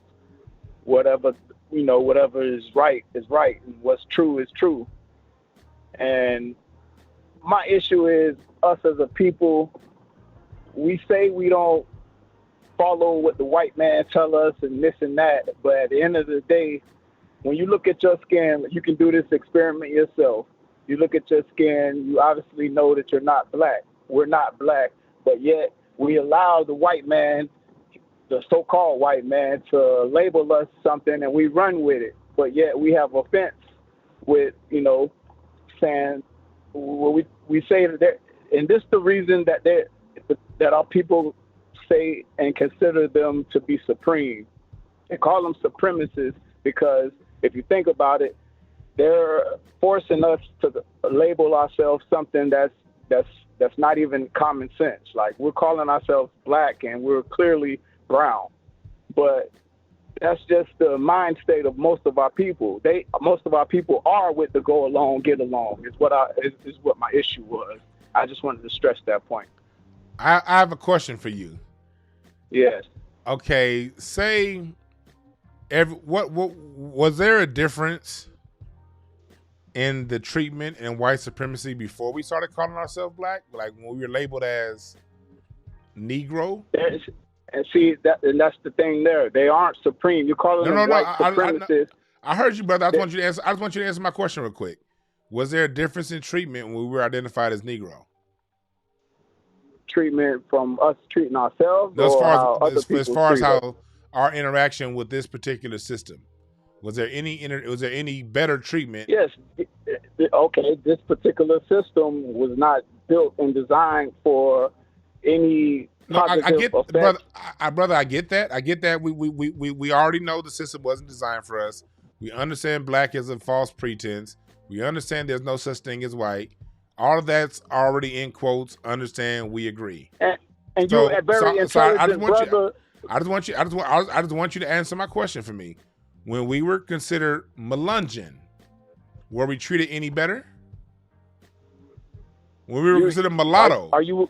were we but I'm treated any better? When we were considered Creole, were we treated any better? But you're referring to the system. But that's not really what the point of what my statement was. I was just trying to So give me some clarity, because I want to make sure we have clarity. What's your point? My point is, if you are for the truth, then just spread truth. And I mean that it's that Okay, simple. so what's the truth? Yeah, I could have said that the truth is that we need to unite, but we need to unite on truth. Okay, Calling white I people agree. superior. I agree. they I agree. are- We need to unite on truth. Now, we're in a system of white criminality. No one, we don't refer to it as terrorism, although everything they do and how they got this land is based on terrorism. If you're going to call it something, call it what it is. It's not superiority. It's terrorism. It's criminality. But no, we're afraid to say that because we go with the go along, get along. And question: now people are to the point who said it's superiority? That's not the word that was used. Superiority it's and supremacy. the same thing. Superiority and supremacy are two different words, my brother. Okay, what's the difference? What is a supremacist? Supremacy meaning, in the context of the system, people classified as white have a supreme position over you in the context of the legal system, where the money is distributed, how the resources are redistributed, and how the law is applied. They're in a supreme position over you in the context of the law on how it's applied. That's what supremacy, that's what white supremacy means. It means they are in a supreme geopolitical position. Now, if you're going to go around and say superior, now superior means that person is superior to me. That's not what anyone's saying. No one's saying they're superior. We're saying the system says those classified as white are in a supreme political position over the people classified as non-white. And that's why I asked you very clearly. You didn't answer my question. When black people were considered, because I can tell you right now, I can go back to 1855 and I can pull up a picture of my 4 times great granddaddy who was born mulatto, very light skinned. Guess what? He was still a slave. And guess what happened when his slave master tried to release him? The state of Mississippi came down and said, oh, they didn't say this black person can't be released because black is this political position. They said this mulatto must remain enslaved because Mississippi law won't allow this mulatto to be free. And mind you, this mulatto had a white father who tried to free him, and he couldn't get free because he was considered non-white. That's why I asked you, were we treated any better when we were considered other things? Are Creoles in New Orleans treated any better than black people in Alabama? The reason why I brought it up to you particular, because you're an intelligent brother and you put out information and you know you're an author and I mean I just think it would be more along one of your duties to put out accurate information and we as a people we make that mistake of to continue to perpetuate the propaganda that they push to us. And even though I understand a lot of our ancestors... I have a question because you didn't answer this. When it comes to our geopolitical position, when I talk about the system of white supremacy, meaning a person classified as white is in a superior political position, geopolitical position, legal position that people classified as non-white, is that true or is that untrue? But I'm not focused on them. No. I thought this was about our people, though. Be polite. I answer your question, so I need you to be polite and answer mine. I answered your I question. did. I said I'm not focused on their system. No. I didn't ask you whether or not you're focused on it. I asked you, is my statement true or untrue? Yes or no? I would say no. So people classified as white are not in a political superior position than people classified as non-white. They're based on the system that we're currently in, which is the system of white criminality. If we're in their system, of course, it's not. Okay, brother. I see that you don't have any clear answers. I thank you for calling, my man. We're going to keep going because I'm trying to get clarity, but you keep skating around what I'm saying. And so if you're going to skate around what I'm saying, if I'm going to answer you directly, and then I ask you a question and you skate around, that means either you don't have a full understanding of what you're trying to say, or you just have difficulty communicating that. So okay, well, like Neely Fuller said, I'm still learning. But I just wanted to say my statement. I really didn't, I appreciate what you're doing. Just keep doing what you're doing, bro. I appreciate you, my brother. Have a good one. Yeah. Black people, we got to tell the truth. No disrespect to that brother. I'm not here to clown or talk about him. But I am here to say that the reason the brother didn't want to answer the question, are they in a superior political position than us, is because he knows it's true. The system of white supremacy refers to the political position that they're in versus us, white, non-white.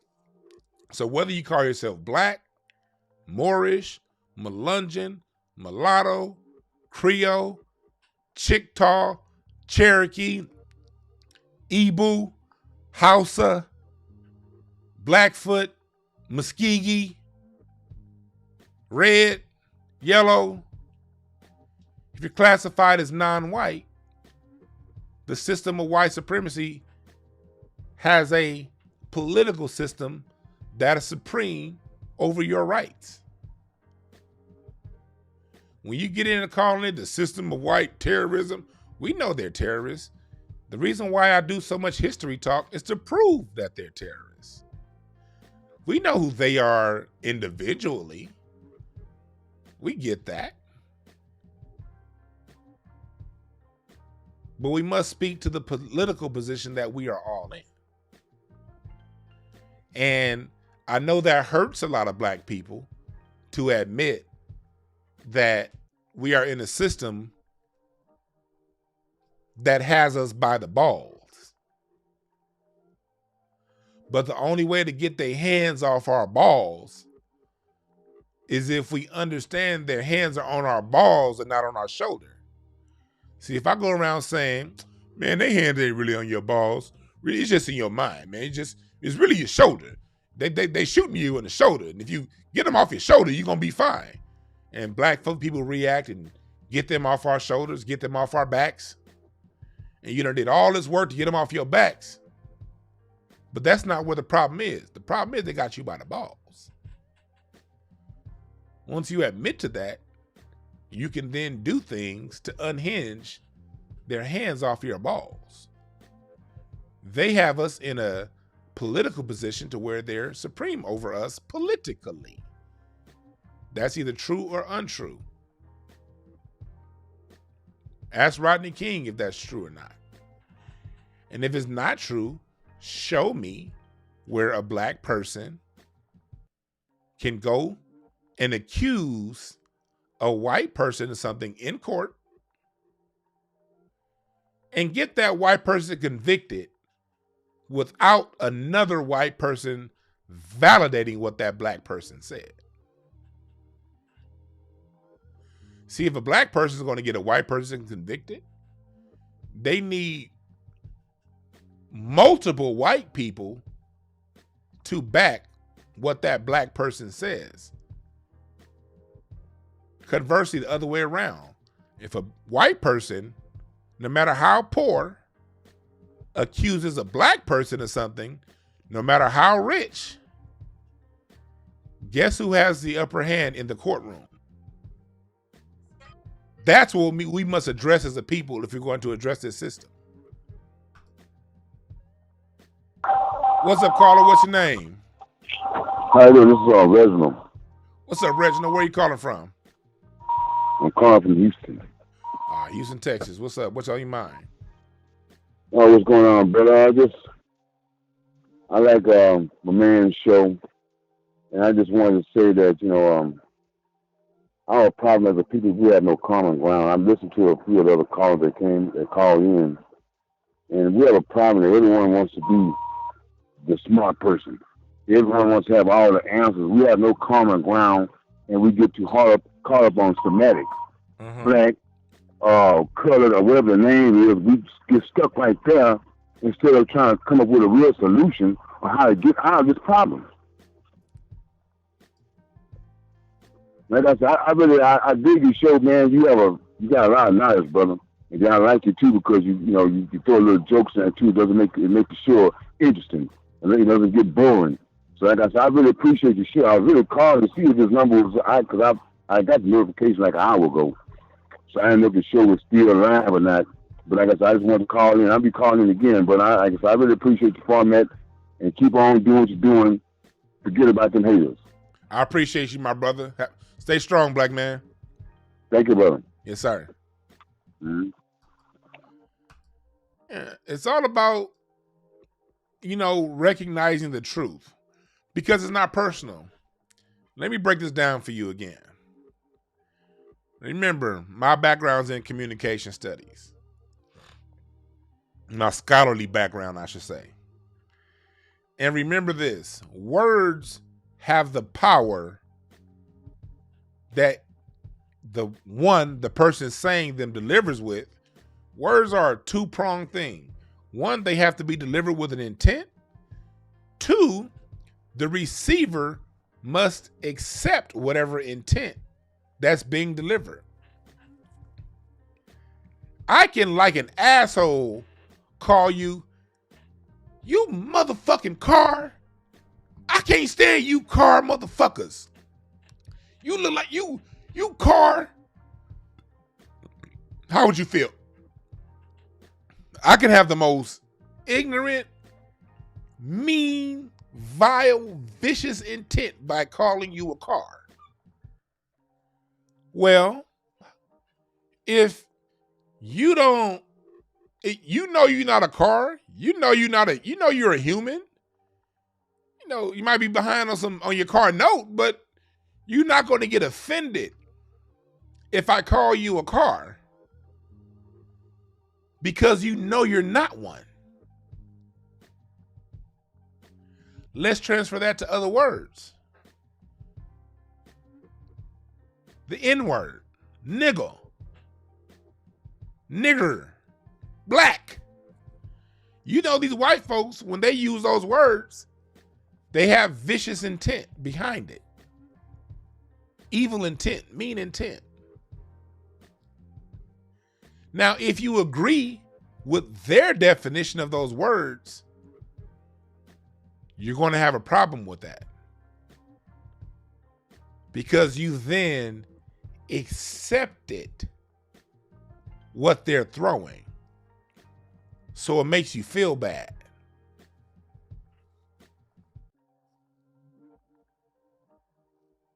But if you know who you are, you know where you stand, they can throw the words out there all day long. It won't affect you. You'll hear those words, and like an alchemist, you'll flip those words into solutions. That's why knowing yourself is so important. What's up, caller? This is Hotepish. What's your name? Hello, my name is C. You can call me C. C, where you calling from? I'm calling from Maryland. Maryland. What's up? What's on your mind? I'm a big fan of yours. I watch your guys' show, Craig Facts, every Tuesday and Thursday. Really good show. And I want to I agree with I agree with a lot of the things you say, but I feel that it's counterproductive for us to just keep on going in the past and just having these long discussions about what happened during Tulsa or what happened during whatever period in the past. To be honest, there's just no need for it right now, when we need to focus on how we can improve the youth on turning their attitudes and their viewpoints to being more positive and success oriented. We should do more shows on that. I hear you. So what's your solution on how to get that done, my brother? Well, we can start with trying to teach people how to really bring up their kids. In my opinion, some type of program that will teach young kids, right, how to bring up their youngins, right. A lot of these kids in the community, they're parented by children themselves, right?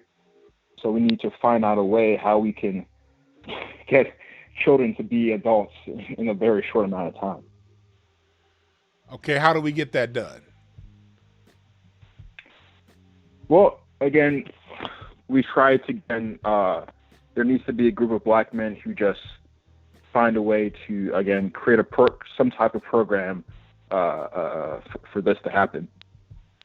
Well, I don't exactly know, but that's I haven't totally thought about it. But quick question. I hear you. I'm not here to criticize you, brother. I'm just trying to flush it out.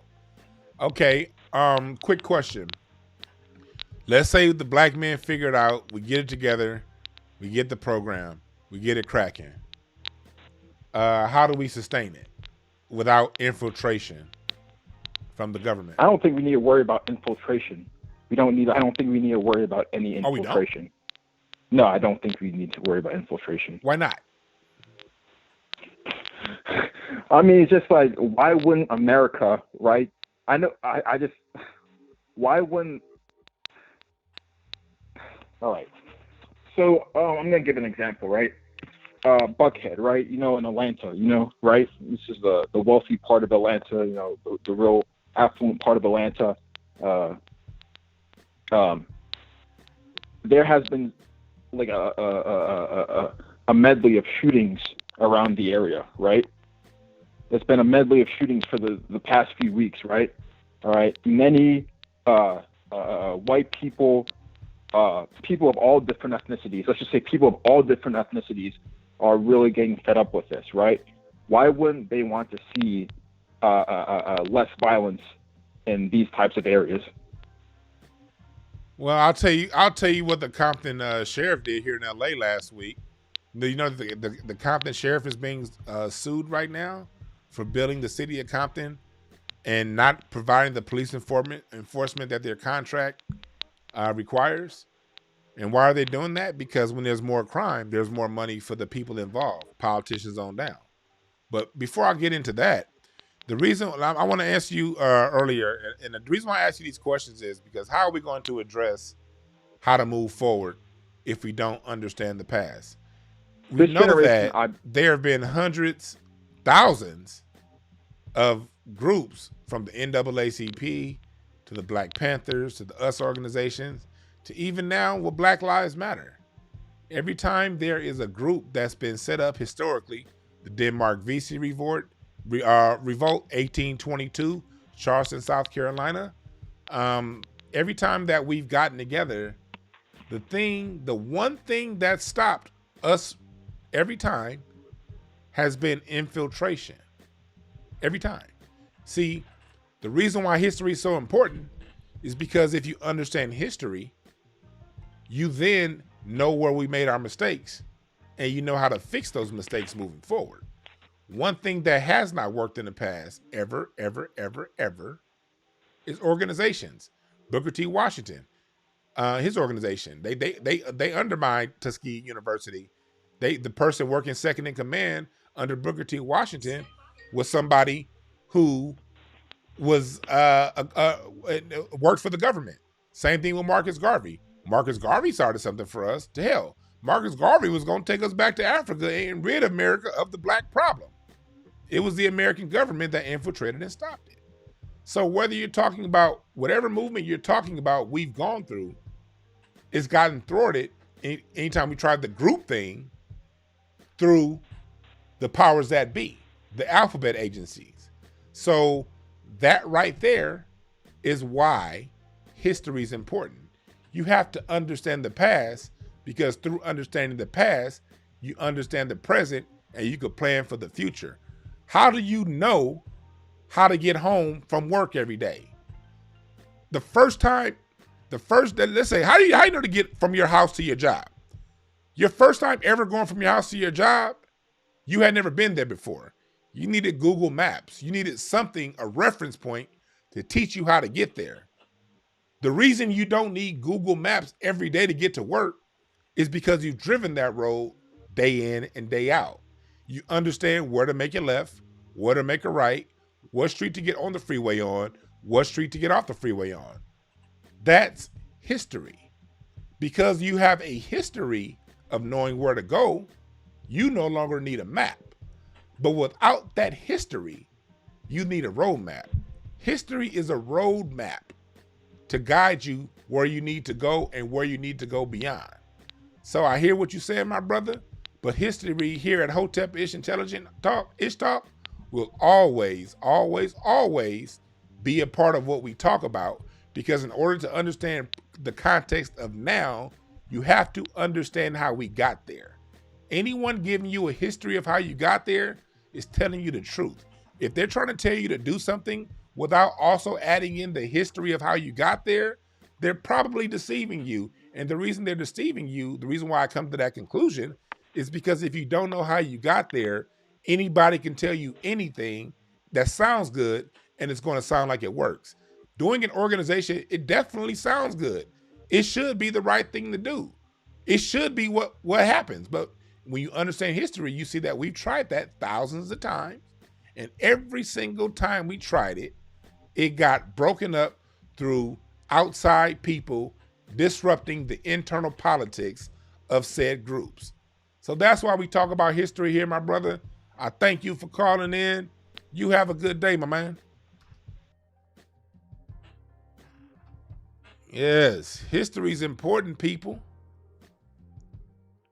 How you gonna know where to go if you don't know where you've been?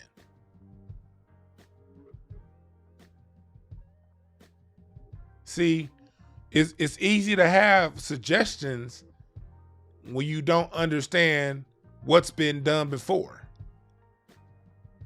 All that stuff sounds good. But if you know where you come from, you say, okay, that sounds good, but damn, Fred Hampton was given up by his own people in his own group. Bunchy Carter, y'all heard my Judge Joe Brown interview. The shooting on campus between the US organization and the Black Panthers. How did it get to that point? Well, J. Edgar Hoover and his FBI sending memos and notes and putting people in the organizations to disrupt the internal politics of these groups. So we know off top, two things don't work based on history. Groups don't work, leaders don't work. Every time there's a leader, what happens to that leader? Either they're killed or they're delegitimized. All they got to do is say, such and such leader did fill in the blank. And 80% of the people are going to believe it off top. Because, unfortunately, people believe everything what the white media says. So all the white media has to do is throw out an unfounded accusation with no proof, but just keep telling that lie over and over and over again. And that's going to compromise that leader and take that leader's credibility away from the people he's trying to lead. These two things have never worked. Black Americans, we're the only people that can say we've produced a Frederick Douglass, a Martin Luther King, a Noble Drew Ali. We've produced Stokely Carmichael. We produced Fred Hampton, Bunchy Carter, Dr. Francis Cress Welsing. No matter who we produce, they either take them out or delegitimize them. Whatever groups we create get disrupted internally by outside forces. That's something that you understand clearly when you look at history.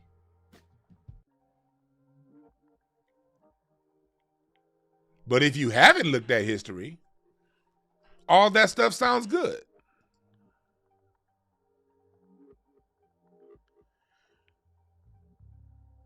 I am here to pass information. I speak based off of experience. So when people say start organizations, start groups, we need a program, we need this, we need that. Look, man, I started a whole goddamn company based off what we going through as a people. My company, Breakthrough Advocacy Service, morphed into relationship coaching because that's what I was doing on the side.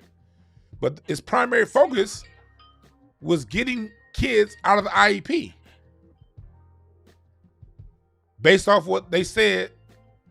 Let me get this call and I'm going to get back to it. Oh, shit. Call back, caller. Call back. I hit the wrong button. I hit the red button instead of the green button. So 704, call back. I hit the wrong button. My bad. My bad. Call right back, 704.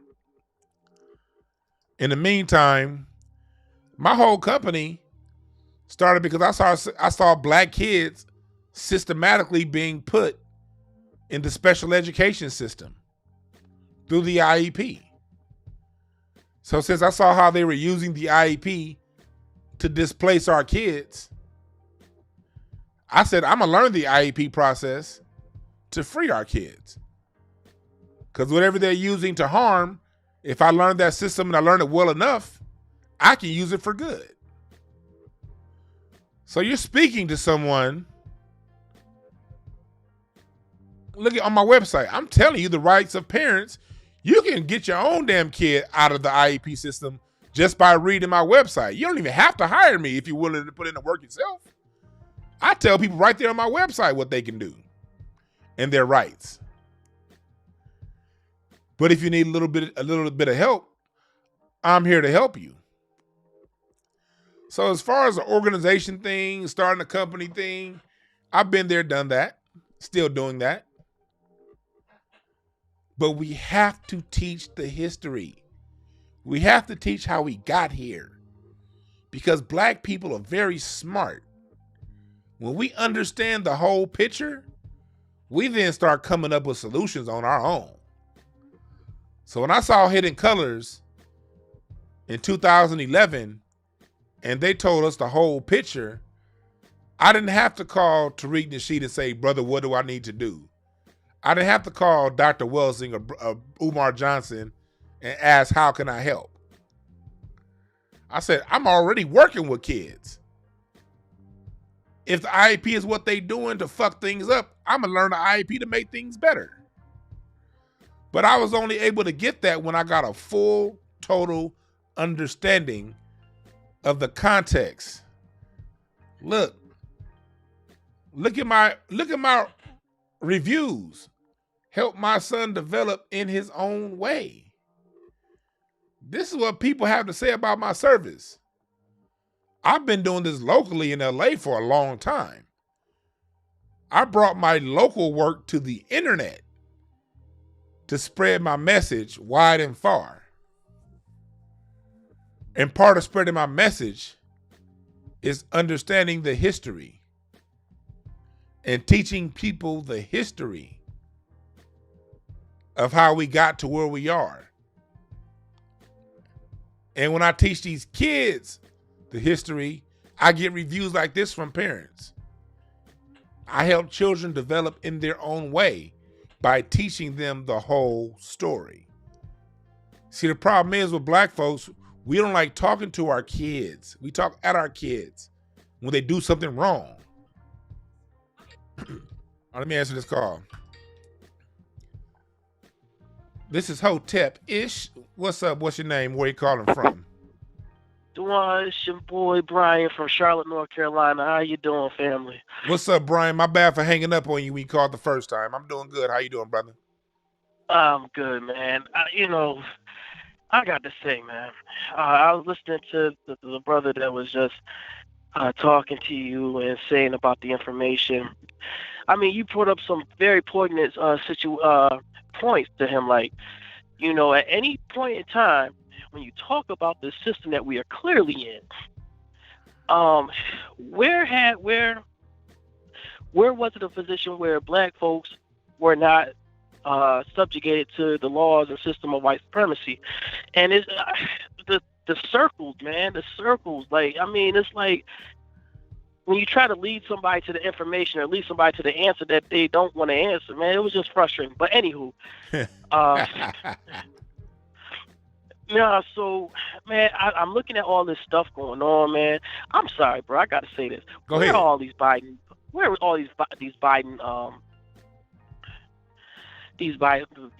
voters and this go along and because that's a go along, get along too.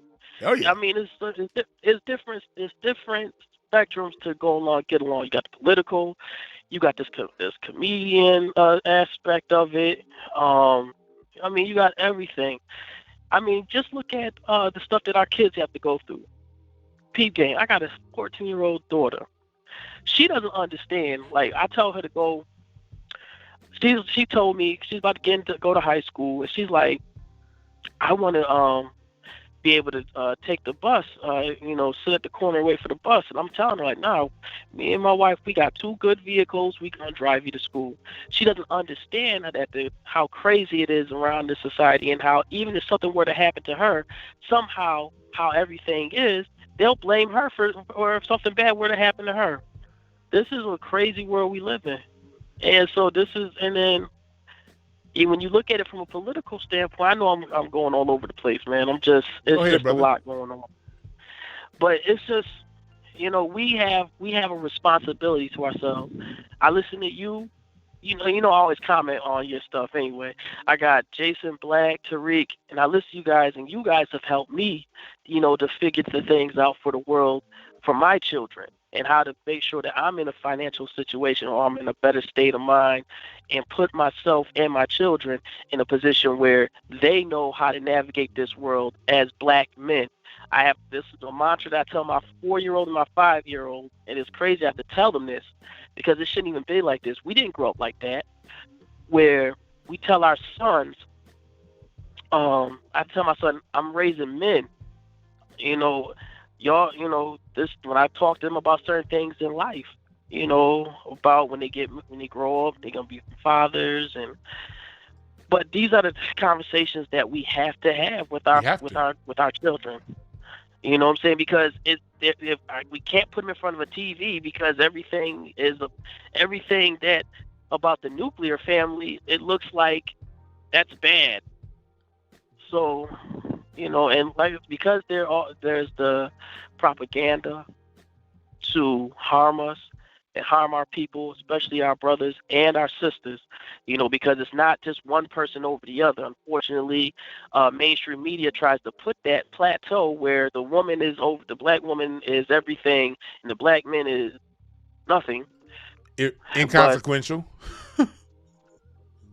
And, it's just, but yeah. I just want you to know, that I hear you. I'm behind you 100%. I will be getting a couple of those John Henry Clark shirts within the week or so, and because that's my favorite. That's the favorite person I quote to my daughter. Yeah. I know she gets tired of hearing me say something about John Henry Clark, but I said you need to listen to him. But thank you so much, Dwan. Thank you, brother. I appreciate it, my brother. I appreciate it. You have a good day today. You do the same. All right, have a good one. Yeah, I'm glad I got that call because it really is about communicating to our children. Black children are the only group that starts at 0 in race relations. Yet we're the biggest victims of race relations. When I used to work with kids at my last job, I remember I had a couple of different Mexicans say this, but I had this one in particular I want to talk about. His mom told him from the age of 4, don't ever trust a black person. That's what, and this particular Mexican was living in downtown LA in a dilapidated building that's since been knocked down in a studio apartment with 7 people. Her husband, this child at the time I got him, he was 12. So that means he'd been hearing this anti-black message at that point for 8 years already. His 2 older brothers, older sister, and an infant, a newborn. They were saying in the slums, in the shits, they didn't have 2 pennies to rub together. Yet they were telling their children, don't fuck with black people. Black people, on the other hand, don't talk about race and what's going on in our homes.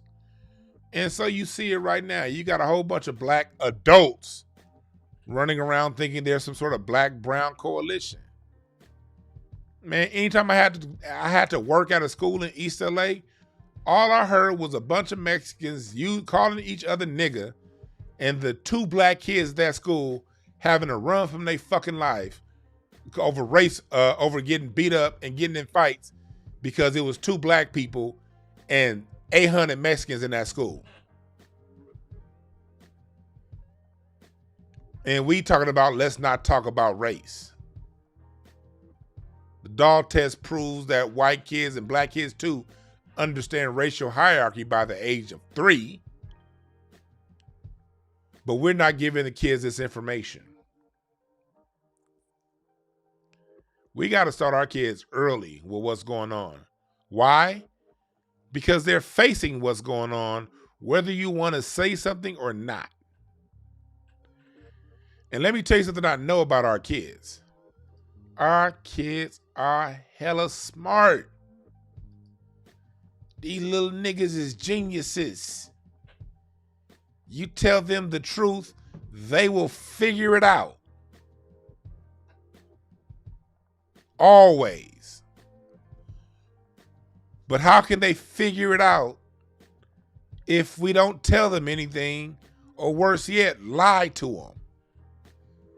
They never get put in position to figure it out.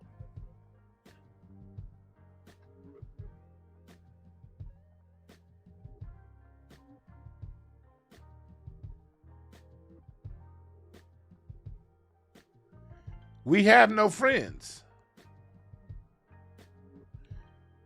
And the sooner we understand that, and definitely the sooner our children understand that, the sooner we get out this bullshit position that we in.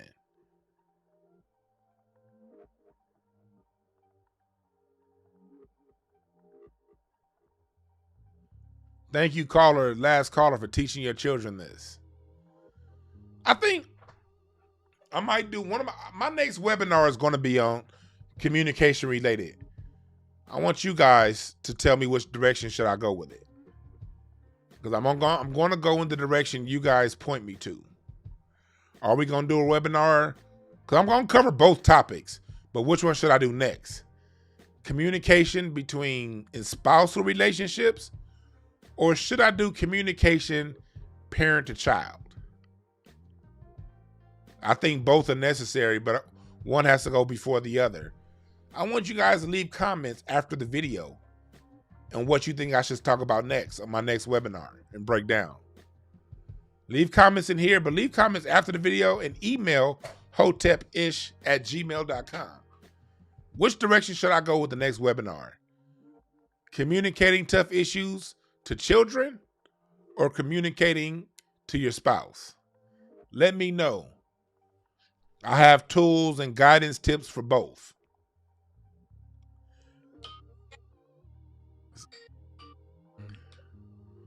I think this is gonna be my last caller. What's up, caller? What's your name? Where you calling from? What's going on, YB? Can you hear me? Yes, I can hear you. What's up? Oh, my name Miles Player. I'm from Detroit, man. Detroit in the motherfucking house. How you doing, brother? I'm good, man. I just wanted to chime in because I heard the first caller, the young brother, he was calling. And I would just understand some of the young generation, you know, when they say they don't really want to hear about the history because it's like for so many years we've been hearing about it, and you hear about the setbacks that we went through, but it's like, okay, the government ain't gonna pay nobody for it. We ain't getting no reparations for it. So it's like, you know, when niggas trying to figure it out now, they like, all right, if that's not gonna help me now about the past, what's gonna help me right now? I'm trying to get it right now. And I just feel like we need to teach our young black boys and young black girls, or our children, period, about the value of a dollar. And, you know what I'm saying? And just creating some type of economics with it. Like, just a small example, like, young kids like to play video games. Shit, get a camera, set a camera up in front of them and start a YouTube for them. Like, you saw all these white kids and these kids of other nationalities, they doing this stuff. They, you know, they embracing life in the things that they can do to make some money right now. And I just be at the gym, and I hear some of these other races, like they young kids, like 10, 13, and they already working. They working full time for their daddy at the gas station or the store that they got. You know what I'm saying? And I'm like, that's what we got to do. That got to be the next step for the next 20 years of our generation, is setting up some type of economics like that where you give your son or daughter their first job. You know what I'm saying? I agree wholeheartedly with what you just said, my brother. Good call. I appreciate that. You're right. No disagreement with you right there, my man. So, yeah. And man, I love your show, man, and I love what you're teaching and preaching, man. So continue to do your thing, man. I appreciate it, my man. You have a good one. Oh, you too. He hit on a good point. Because it's not about, see, the problem was back in the day, we talk history, and that's it for the phone calls for today because I'm getting ready to get out of here. But as I end it, I want to say this. Teaching history shouldn't ever be done in a vacuum. You teach history while you work in the present on a better future. All right? Understanding history teaches you where to plant your foundation. It teaches you, okay, history tells you, okay, I'm going to drop my foundation here and not there because over there, that's sand over there. You know, I can't build on sand because whatever I build on the sand is going to fall. What's the sand? Building organizations, looking for a leader, going to college and getting a job. Ain't that what we millennials were taught to do? Go to college, get a degree, get a good job. When you understand history, you know those things didn't work. See, people who don't understand history are still saying, go to college and get a good job. Nigga, have you been paying attention to the last 40 fucking years? Well, if you haven't, you're going to have these kids, the next generation, built their house on quicksand. And it's going to crumble, and they're going to have to figure it out for themselves, and they're going to be like a lot of us millennials and people in Gen X. Realize you're not into your 30s until you realize you got to do it yourself. You in your 30s and 40s realizing, okay, I got to do something different. Versus if we were brought up by people with a deep understanding of history, you know off the top, these crackers, you can't trust these crackers to give you a job. I don't give a fuck how many degrees you got. And if you do get a job, it ain't going to pay enough to pay that damn degree off. So you understand the history so you can then be accurate and precise about what you're doing in the present to build a great future. He's right. We need to be giving our children jobs. We don't need to be sending kids to go get a job for somebody else. We need to be the ones providing those jobs.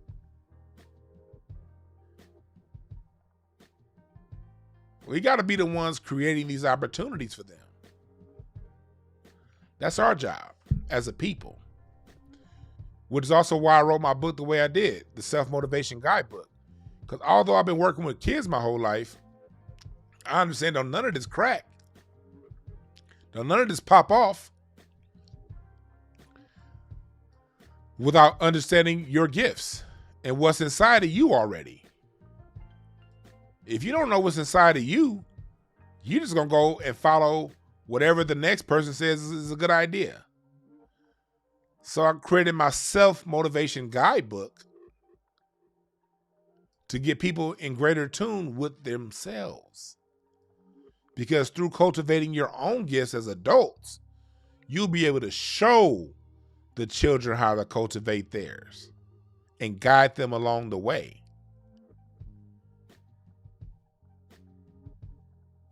They work hand in hand. In the past, they said, learn history, learn this, learn that, and that'll be enough. No. Knowing history is not enough. Knowing what happened in the past is not enough. You know what happened in the past as a guide to how to manage the present, which will get you right and ready for the future. You see how that works? Good job, FBA Strong. I appreciate you for joining. Yeah, so I see what y'all said in the chat room. It looks like my next webinar is going to be communicating stressful and tough issues from parent to child. That's going to be my next webinar, which is right in the middle of my wheelhouse. Because as you see, that whole parent to child dynamic is something I've been doing for a long time. And it's not like parents are stupid. I never ever, like for people who take my individual consulting classes, it's not that parents are stupid. Sometimes as a parent, you say what you have to say, but the kids are so used to you saying it, they tune out what you say. So the same thing sometimes just need to be said by somebody else. Or as a parent, you have to find a new way to communicate that. Because sometimes as parents, your communication style can come off confrontational to the children. And if it comes off confrontational, they'll shut you out quick, fast, and in a hurry. Yeah, mom, then go back to what the fuck they was doing. So there's a way, not only what you're saying, it's how you say it to them. That's what we're going to talk about in the next webinar. So thank y'all for y'all suggestions. I'm going to start putting that webinar together this week. And we'll do it sometime probably sometime around the middle of July. I got to check my comedy tour date schedule. You know, a nigga on tour this summer with a comedy thing. So I got to check what dates I'm in town this July. And we're going to do a webinar based on that. Make it nice and affordable for you guys. Because this is all about helping one another. This program isn't about DwannBrown. This program is a service to the community. It's not about me. That's why I say there are no perfect messengers, only perfect messages. I'm just the messenger. God damn it. I'm not going to live no model life that people say, oh, you need to do it this way, you need to do it that way, because people, no. I communicate the message to live my own fucking life. Because there are no leaders. The code is the leadership. I'm just a vessel that's using my talents to help my people based off what I've done.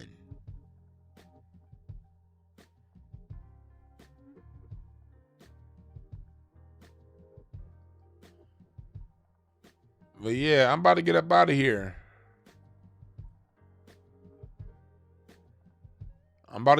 Thank y'all for joining. My name is Dwan B. Remember this. There are no perfect messengers, only perfect messages for those who are willing to pick up the game. Go to my link tree in the description box to visit the world of Dwann Brown. For those of you who want my producers out there who want some live drum sample packs, type in the code FUNK1 and get 20% off my live drum sample packs. Link in the description bar on my link tree. My name is Dwann B. Thank y'all for joining me. I'm out.